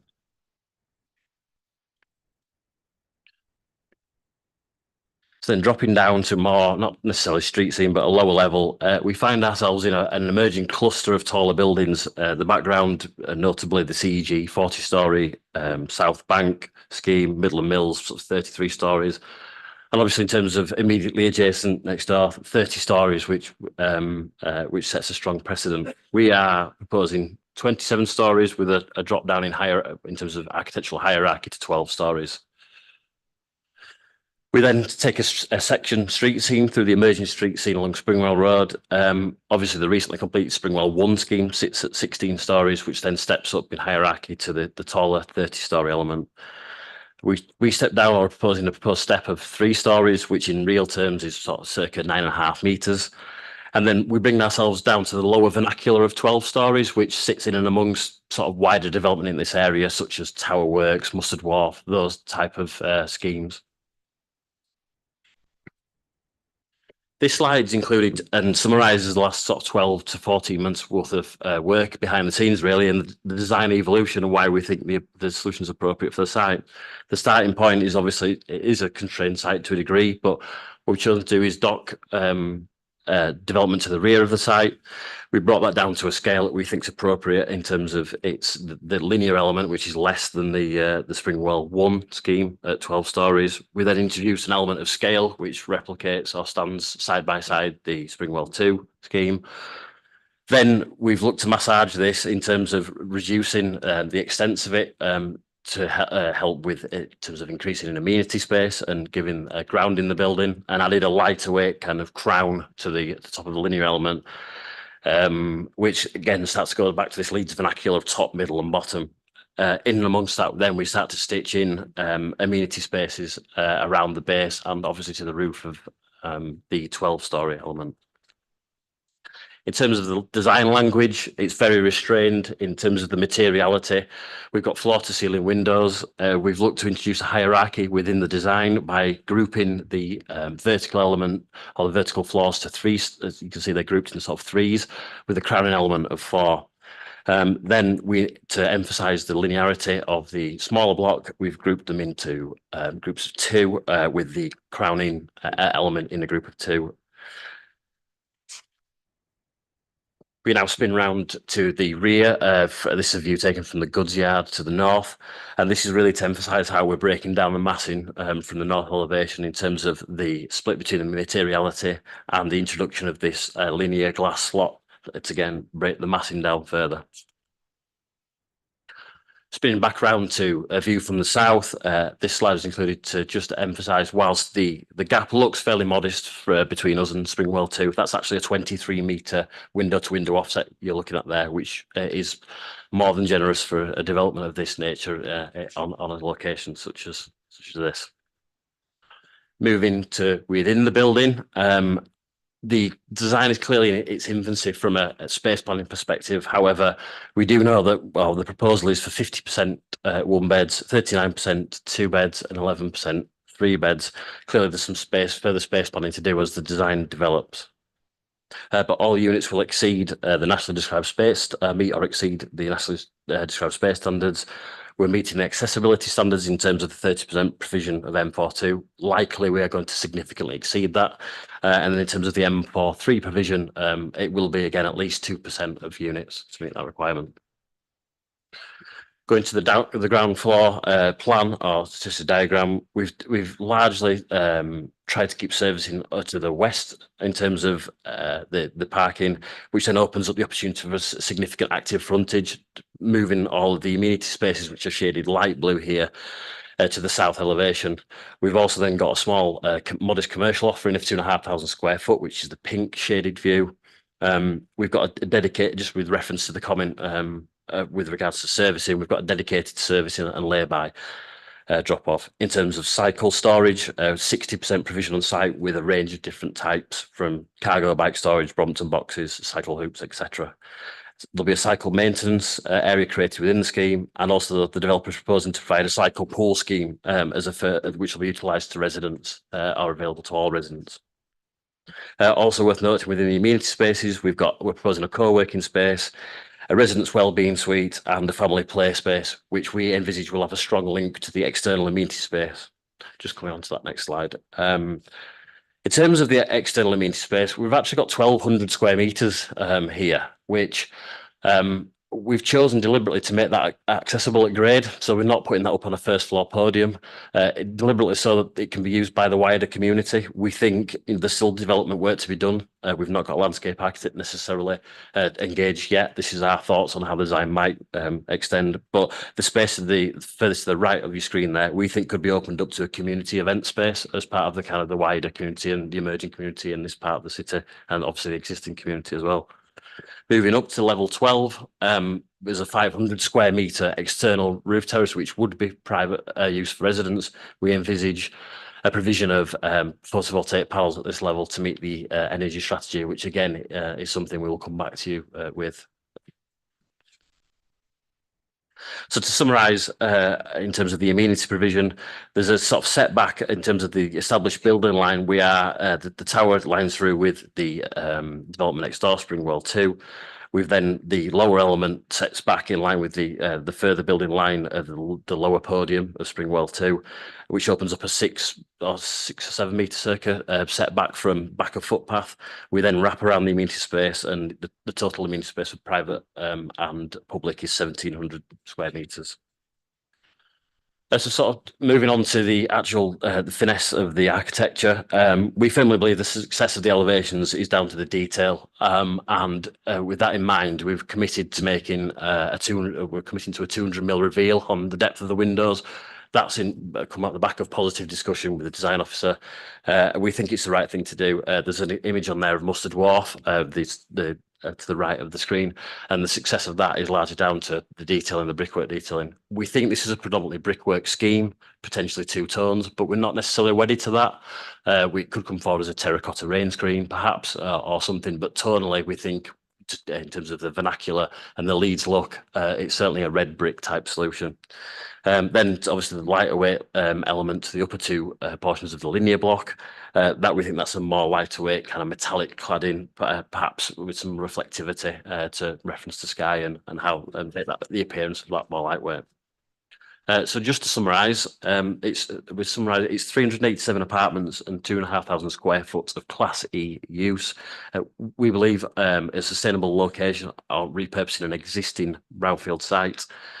As well as alongside that, there's a pool bike scheme, as sort of briefly touched upon. I've mentioned in terms of exceeding the requirements of the H10 housing access policy, and all homes to meet the nationally described space standards. Internal amenity space will be circa 400 square metres, and that will be split down amongst the uses previously mentioned, including a lounge and hobby space, a residence health and wellbeing, a creche cum day room cum family room, and then a co-working space. And then with a total of 1,700 square metres of amenity provision, with 1,200 accessible at grade for the wider community.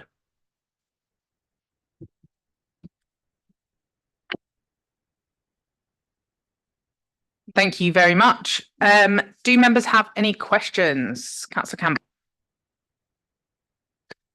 Campbell. There's a reference about, sorry. There's a reference about wind.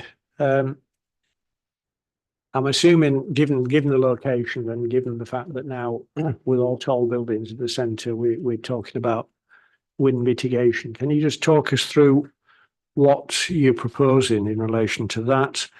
Can I also suggest, if when you come back, that you bring some materials to show us? if you could just answer that, please.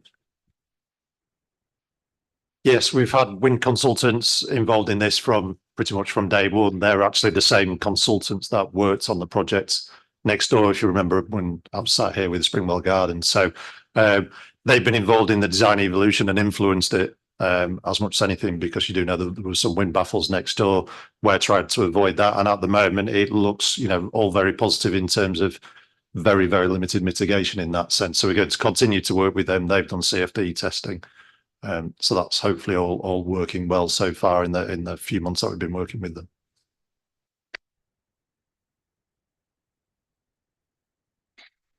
Councillor Carter?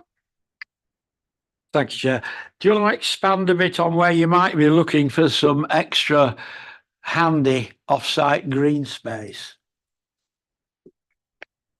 Sure, yes. I've met with some officers in the regeneration team to discuss this matter again. Was involved next door. There was the 400,000 circa contribution, which was identified to go to Holbeck Moor.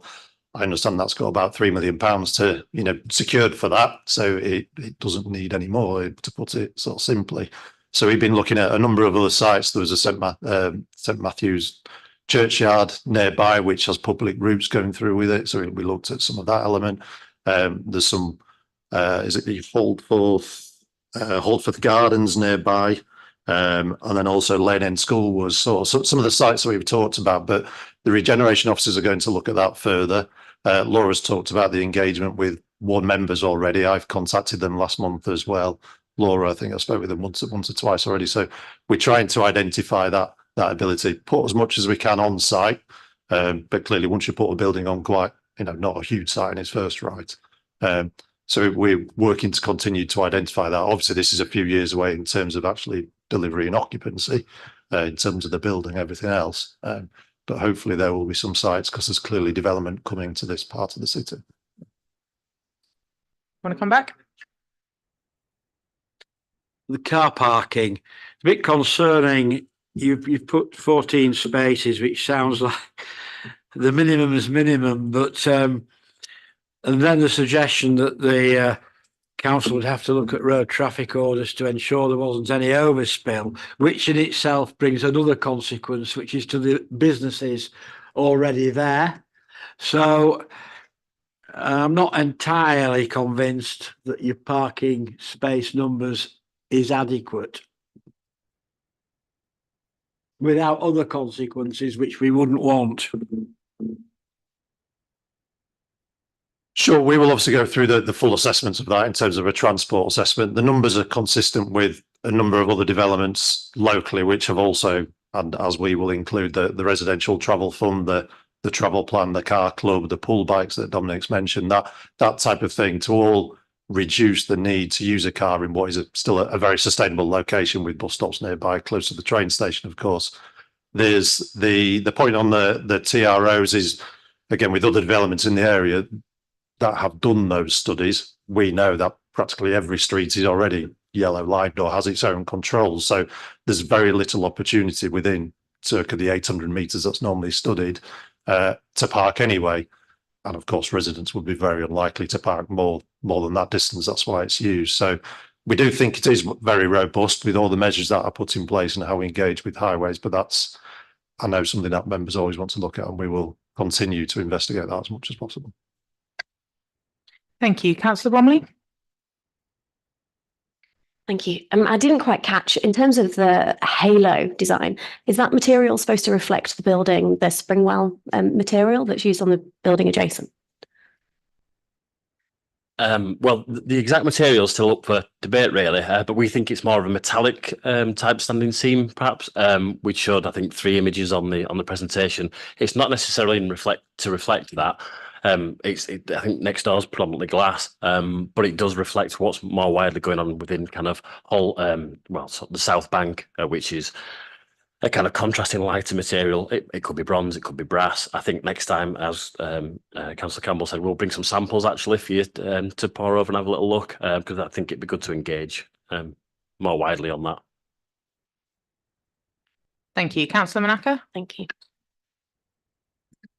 Thank you, Chair. I was just also going to, ask about the design of the material. Obviously with the height of the, the height of the building itself, reflection, sunshine and all that will be something that I think I'm concerned about. And then coming back to, the pockets of air and wind, it would be nice for yourselves to kind of like go to a place in Marion Street. There's really high rises. And it's all a student accommodations. Whenever it's windy, you literally can be picked up. If the wind is really high, it's really the pocket of wind there is really strong. So possibly if the designers of that could just on a fairly kind of like normal windy day, not, just walk about there and just kind of like feel and maybe try and design around that. Thank you. Thank you, Chair.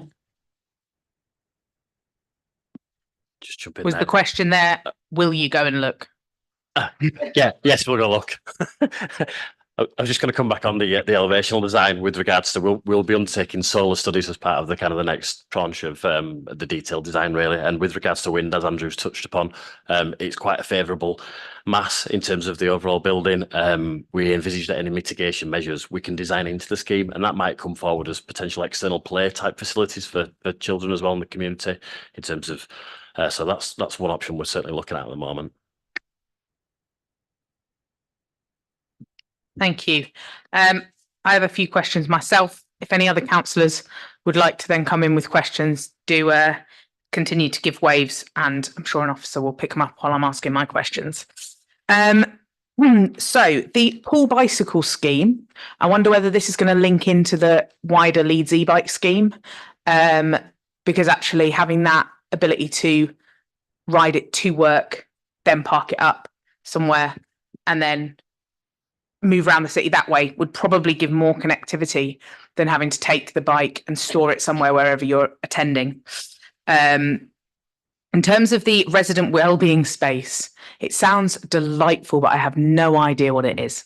So if we could have a little bit of an outline of what that is. And also, I really love what was achieved in the Springwell 2, was it called, around the children's play area with the free flow from an indoor to an outdoor play space.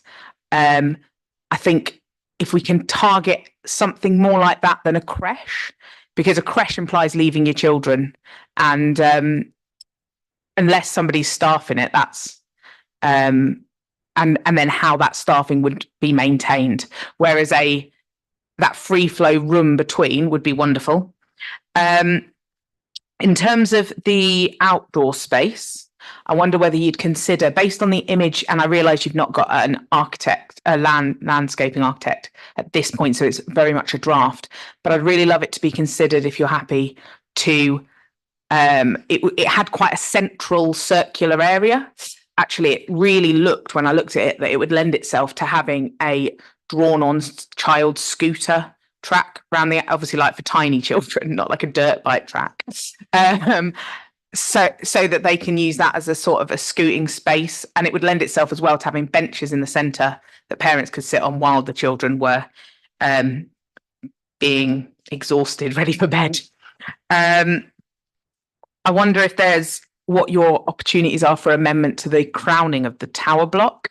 It felt very heavy to have the 4 stories within the crown as opposed to the 3 stories that were on the others, and actually whether or not it could be just 2 or 3 on that crown, but that might be just that I would prefer it, which is not necessarily a material planning consideration. I don't know, maybe it is. Yeah, so any comments on those would be great, and I just also think it's good that we're openly engaging straight away on the option for green space and where we can find something close by to use. Yeah, thanks. Okay, I'll do a few and then I might defer to Dominic on a few as well. The Full bikes, yes, the highways officer are now starting to bring in requests for the e-bikes and linking in with that. So I would fully expect that will come through on the consultation once we're into an application, of course, and through our further discussions. Children's play, yeah, we'll certainly note that, as Dominic touched on, it is there adjacent to this play space. So we'll certainly look at making sure that there's that connection. Scooter track sounds like a good idea. Yeah, I think we'll go on that. And I'm sure Crown to the Tower, Dominic, and the wellbeing space. Maybe let you expand on that.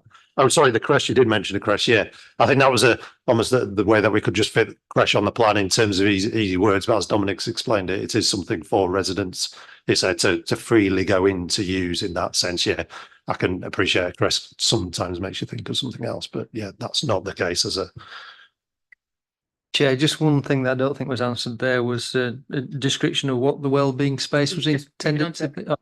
Yeah, I was just going to come on to that one. I think in terms of it's an ever evolving brief really, but obviously there'll be an element of kind of fitness and a gym to part of that. I think there's probably relaxation spaces as well. We envisage perhaps a hobby space because that's a bit of a rarity.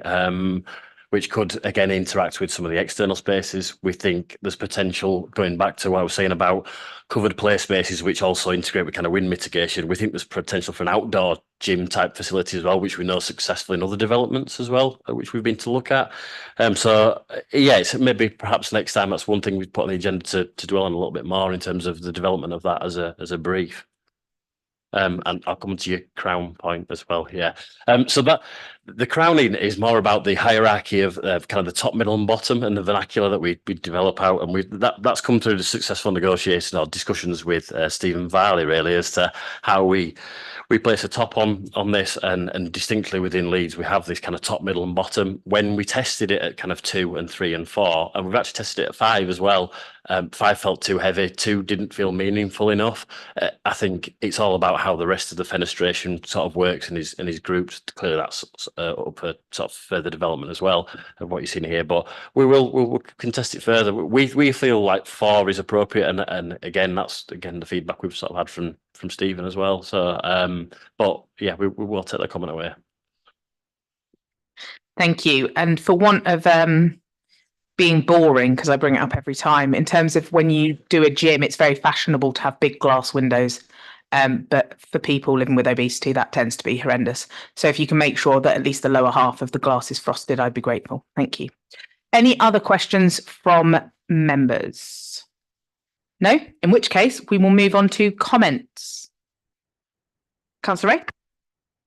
Thank you, and thank you for a presentation. I think there's been some learnings from this development next door, and I think it's really good. I think I know we made it very strong when we've had conversations here about the wellbeing spaces, about the play spaces, about it being more family orientated.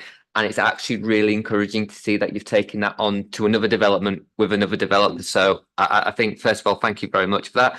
I think the articulation of the building, you will obviously tweak it, but I think I would agree that the current top, middle and bottom is probably not a million miles from where it should be. I think you've taken on board our concerns from the building next door about the height, and you've tried to add in a mixture, and so there's a bit more breaking up of the massing of the buildings in the area. This sounds like a really mute point, but when I was just looking at the CGIs of kind of the rooftop, and bearing in mind there are some concerns obviously from the local ward members about the amount of green space or usable residential space. On the bit where you've got the crown, the solar PV seems a little bit tokenistic. I know that obviously it's part of all the combined getting to EN1, etc. But that could be made into a much bigger public space for residents to give them a little bit more amenity on site. I know that obviously that's something you need to put into the mix when you're making your considerations. I think I'm famous for my comments on City Centre Park and being quoted as saying it's bizarre and weird and strange quite a bit in the newspaper, so I won't dwell on that. I think bearing in mind where we are with the other developments, it's probably not a million miles off, but I think if we could just get a few more parking spaces, particularly dedicated parking spaces for residents with disabilities or access needs, that would be beneficial. It's really good to see that you're going to be over the target on accessible apartments. We are seeing the city centre becoming a retirement destination. They are, after all, vertical bungalows. So again, if there's anything you can do where you can really push the accessibility to make the property long-term sustainable, particularly for older residents. I think that would be much appreciated. But overall, I think compared to some pre-application conversations we've had, really good. One thing I will, and I don't know if this is a declaration I need to declare, bearing in mind, no, this is comments. Bearing in mind, you're talking Lane End Primary School. I am a governor of Lane End Primary School. So I'll just follow that record. But again, if you do anything at Lane End Primary School, I'm sure I'm not going to complain as a governor. But anyway, other than that, overall, generally really, really good. I think for where you've, from some of the conversations we've had in the past about building into this area, you've taken on the feedback of this committee really well. And it's good to see that starting to feed through into the designs. Excellent. Any other comments, Councillor Carter? Yeah, I think you've got the makings, providing you take on board some of the comments that have been made. A lot more imaginative than some of the stuff we've seen today. So yes, be interested to see it come forward in its more formal state. Thank you. Any other comments? The only one from me was a build on from Councillor Ray, and I am very aware that I'm about to show my complete lack of technical knowledge. But in terms of the PV, is there a way to include those if we're already crowning the buildings with a different material? Is there a way to include those on the sides of the building so they become part of the design and free up the space on the top? I'm sure the answer is no, but we never know.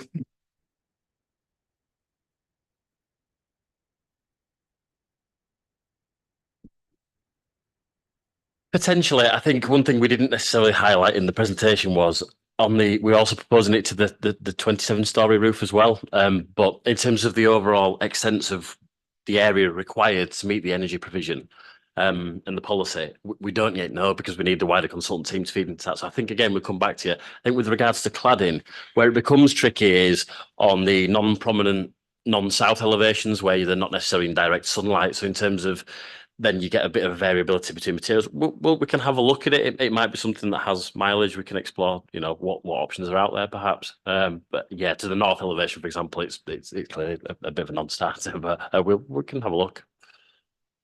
Brilliant. Thank you very much for that.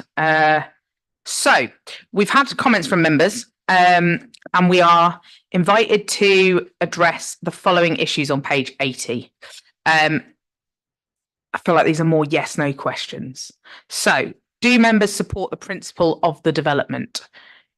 I'm seeing nods. Yes. Anyone want to comment adversely? No? Excellent. Do members support the proposed scale and form of development, subject to the outcome of wind testing at application stage? Anyone want to comment adversely? Nope. Do members support the proposed approach to provision of public open space within the development? Less noddy, no's. I think there's a fair amount of comments already made around the green space. Are officers happy with those? Again, Chair, that I'll come back with. Lovely. Okay. Is there anything anyone wants to add on that question to be included in the summary on what's already been said? Okay. And do members consider the approach to car parking is acceptable? Again, Councillor Buckley? Make a comment, please. From my recollection, last time at the last event, plans panel, when we talked about the other Springwell development, this issue of parking came up, and it was agreed at the time that they would increase the parking spaces for the number of flats. Couldn't that be a possibility in this case, bearing in mind, as Councillor Carter said, about the lack of street parking and the parking charges in the streets around the area? Thank you. Thank you. Yeah, so the comment, I guess, is that there's a request from members to increase car parking. Anyone else want to comment on car parking? Are we happy as a panel to stand behind we'd like more parking spaces? Yeah? Okay. In which case, as a final thing, I will ask Steve to provide a sum up. Thank you. Thank you, Chair. I mean, generally, obviously, from the statements that have been made by the members, there is quite a bit of support for the application. And just finish on the car parking, Andrew knows as well as anybody what was done and ultimately achieved on the Springwell 2, so I'm sure I'll take that away. These are just things that were raised by members for the applicants to have a look at. One of us come back at some point with the site material, so we can have a look at that, some material boards, examples. They accepted that they were trying to minimise the baffles, and we'll just see how that develops in terms of the external appearance of the building. There was some concern about the green space and the provision of the off-site, so they can have a look at whether that can be improved. Parking we've already talked about. We didn't want TROs to displace the businesses.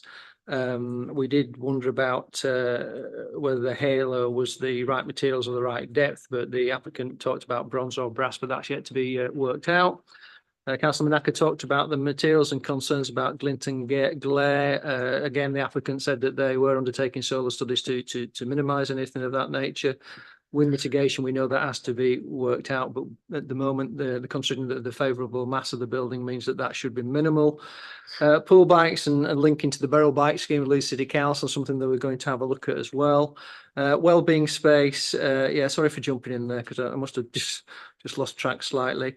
There was the issue raised by Councillor Bittle about obviously the frosted glass, if there's any sort of public view through it, and they explained what it was in terms of what will be included in it.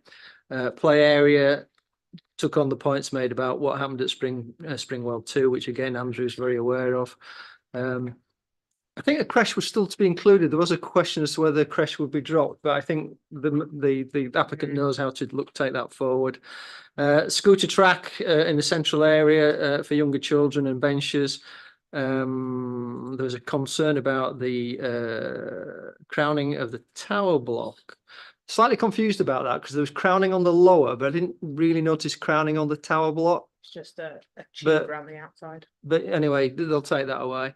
Is the PV tokenistic on the lower section, and could this be effectively traded for amenity space? Well, there's a bit of a discussion following that, wasn't there, about PV being applied to the building. So again, I think the applicant understands what members were asking for. And could dedicated spaces be provided at the very least for those with access needs in terms of the car park, and could the numbers be increased if at all possible? And then there was improvement in the accessibility credentials for older persons.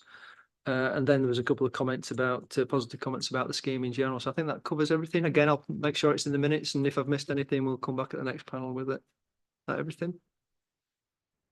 Lovely. Thank you very much. We will now move on to item number 12.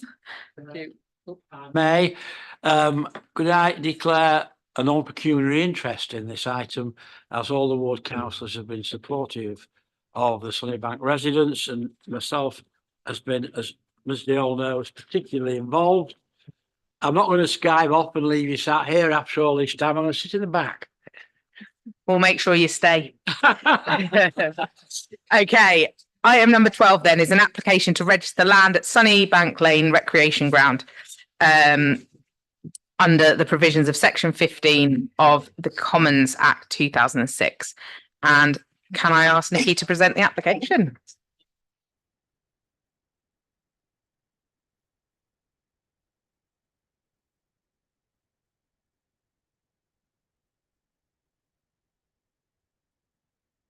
We're just setting up the tech for anyone watching.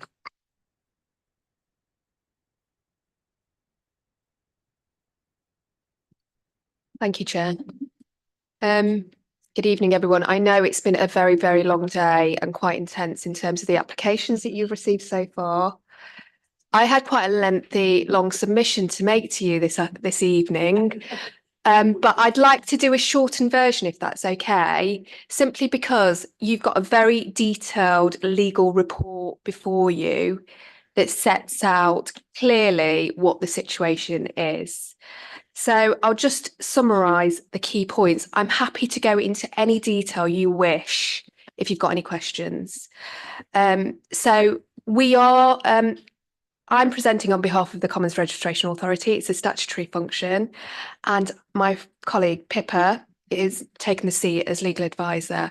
We have to separate these statutory duties out because we've got dual roles here, but we need to ensure that we preserve the statutory function correctly and properly advise. we are legally obliged to consider applications when they are presented to us under the Commons Act 2016. And as you probably know, you've probably come across village greens throughout your life. But they very much came into a function, a regulatory function, in 1965. And since then, there's been a range of legislation that's come forward to really regularise it and give you the right, because before it was very, very much a part of customary law, where people were entitled to indulge in lawful sports and pastimes, and parcels of land were allocated to them by lords of the manor. So we've moved to more of a regime now where anyone can apply to register land as long as they meet the legal tests set out in the Commons Act 2006. I think I've got some pictures of the site that I'd like to, I don't know how to use this. The left and right ones move it up or down in terms of the All right, here we go. These are undertaken during the site visit, so I thought it might be useful for you just to see some parcels of the land in question. So in June 2019, the Commons Registration Authority received an application to register the land, and the land's known as Sunnybank Fields, Sunnybank Lane in Thornbury. And as I've said, we have got the CRA, the Commons Registration Authority, have got a responsibility to consider that application. Under the Constitution, you as members are required to determine the application as well. There are some delegated functions to the Chief Planning Officer as well. But what we're requesting today is we have considered this application, we have advertised it formally, and we've advised the landowner. Now, the landowner is Bradford Metropolitan District Council. And even though you'll notice that the application postal code has got a BD postcode, it's actually within the administrative area of Leeds. Now, the application has been submitted by Mr. Malik, and with that application, he's submitted significant photographic evidence. He's submitted questionnaires and a lot of written support in relation to the use of that land and meeting the legal tests. The legal tests are very, very stringent in relation to the Commons Act. And what it says is a significant number of inhabitants of any locality or neighbourhood has indulged in a right of lawful sports and pastimes on the land for at least 20 years. And that's quite a key element. And they must continue to do so at the time of the application. So what the key issues that we need to consider as part of the application is, has it been used by the significant number of inhabitants of locality or neighbourhood? Has it been as of right? Now, that's a key feature of Village Greens, and that's where they've done it openly, without permission or implied rights. And they've been using it for lawful sports and pastime. It's taken place over 20 years, and they're continuing to do that at the time that they make the application. So there mustn't be any breaks. There's got to be a continuous period as well. So I'm moving through the site. Oh no, those are all the photographs I've got, but it shows you the site itself. It's quite well maintained in parts, so it's overgrown in certain parts as well. But it's very much an open space. Now, Bradford, after we considered the application, we gave them notice, we advertised the application, and Bradford, who are the owner, have objected to the application. They have put forward evidence in dispute of the evidence that's been submitted by Mr. Malik. They state that it's flawed, it doesn't meet the evidential test, and there are two main planks to the objection by Bradford Council. They consider the threshold elements that I've just talked through are not met in their entirety, but in addition, they make a secondary point which relates to statutory incompatibility. Now, that's a really technical point, and statutory incompatibility deals with when a public body is holding a parcel of land for a function, and that could be educational, housing, or recreational, to have it registered by a member of the public for a village green purpose is entirely incompatible for the statutory purpose of which it operates and was given to that public body. Now, this part of the legal argument is subject to Supreme Court decisions. It's highly litigated and it's very, very complicated. And what we've had over the course of what is 4 years now, effectively, a huge exchange of legal submissions by barristers, documentary evidence, things from archive, which seem to suggest arguments both for and against. Now, we as a Commons Registration Authority have remained completely neutral in this. We do not give weight to any side of the argument that's been submitted, and that's entirely appropriate. We are legally obliged to determine the application, but at this stage, what I'm asking you as members of this plans panel is to go through a procedure whereby we appoint an independent inspector who is appropriately qualified to test that evidence and consider whether, firstly, should it be by way of public inquiry? And by that it means that they test the evidence orally, and that could be the residents that live within the region, and anyone else who acts on behalf of Bradford Council as well. Additionally, she may consider that all of the information she's got, or he, is sufficient in order to deal with the application on the papers. So we're asking you to consent to us to appoint an independent inspector, firstly to look at the evidence and tell the Chief Planning Officer whether it should be dealt with through public inquiry or whether it should be a written representation procedure. After that, we're asking for delegations to be given to the Chief Planning Officer to follow that advice of the inspector and adopt the mode of either public inquiry or written representation. And then what happens after that, if you're happy with those recommendations and make a resolution to that, is the appointed inspector will go off, test the evidence and compile a report for the Commons Registration Authority, which I will return to you when that's been concluded in order for you to fully consider when the evidence has been tested so that you can properly make a decision on this.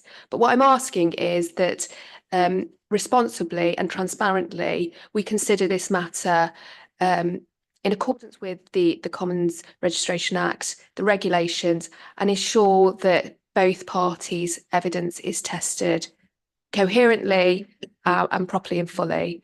So I'm not going to go into any further details, but I think that sets out the scene and the recommendation. This is very much a procedural step that I'm seeking your approval and resolution on. And if you've got any further questions, I'm happy to take those. Thank you. Have we got any questions from members? Councillor Campbell? Just to remind me, this, I'm trying to remember, we've done over the years several of these, haven't we? And can you confirm to me that this is the procedure we followed in all the other ones? This procedure differs slightly.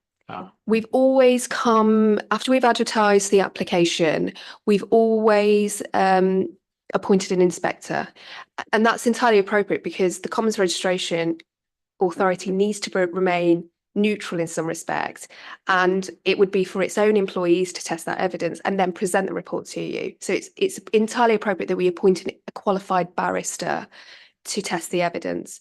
What we haven't done, and this is where it differs, is that we've not asked an inspector as to whether is it a public inquiry or should it be a written representation procedure? And this is where it differs, Councillor Campbell, because when you look at the evidence, it's very document-based, and there may be a possibility to do it all on the papers without oral evidence. And we wish to be led by an expert in that field. And that is the only difference. Otherwise, procedurally, it's entirely the same. I just wonder why, because in the past we've accepted the inspector's recommendation, haven't we? But at the moment, what you're saying to is we're asking the inspector to say whether you should do it like this or like that.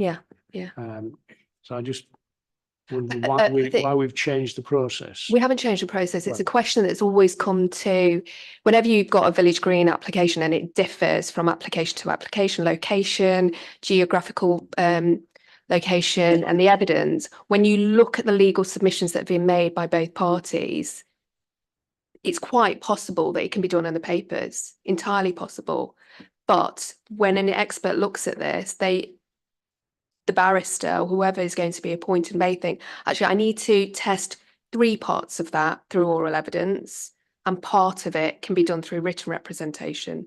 But I think it's not appropriate for the Commons Registration Authority to make that decision and go straight to public inquiry, which could go on for weeks and reach the same conclusions as testing part of it through written reps or all of it. I think it's a responsible way of dealing with matters when you've got so much documentary evidence. Any other questions from councillors? Councillor Rowntree? Thank you, Chair. I mean, I certainly think we should follow the advice, the legal advice in this instance. I'm just sort of tempted to ask. I think I already know the answer to this, and that is about the costs involved. Is this something that the council just has to bear? Is there any scope for recovering the costs from the parties involved? No, absolutely not. We wouldn't be recovering these costs from parties. It's a legal right that anyone in this country can apply for village green status. The Commons Registration Authority are required to meet those costs. Clearly, they escalate if there's a public inquiry, and even more so if there's a legal challenge. Hence why it's absolutely crucial that we get the procedure and the steps right and seek the right advice at this juncture. Thanks. That's what I thought you were going to say. Okay, if there's no further questions, have we got any comments? No? In which case,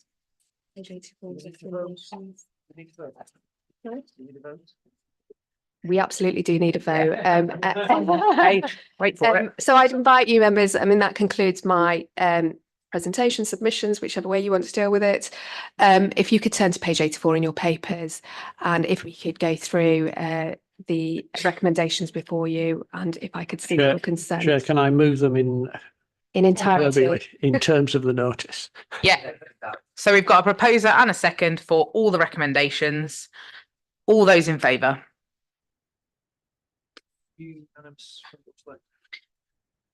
In which case that is unanimously carried. Thank you.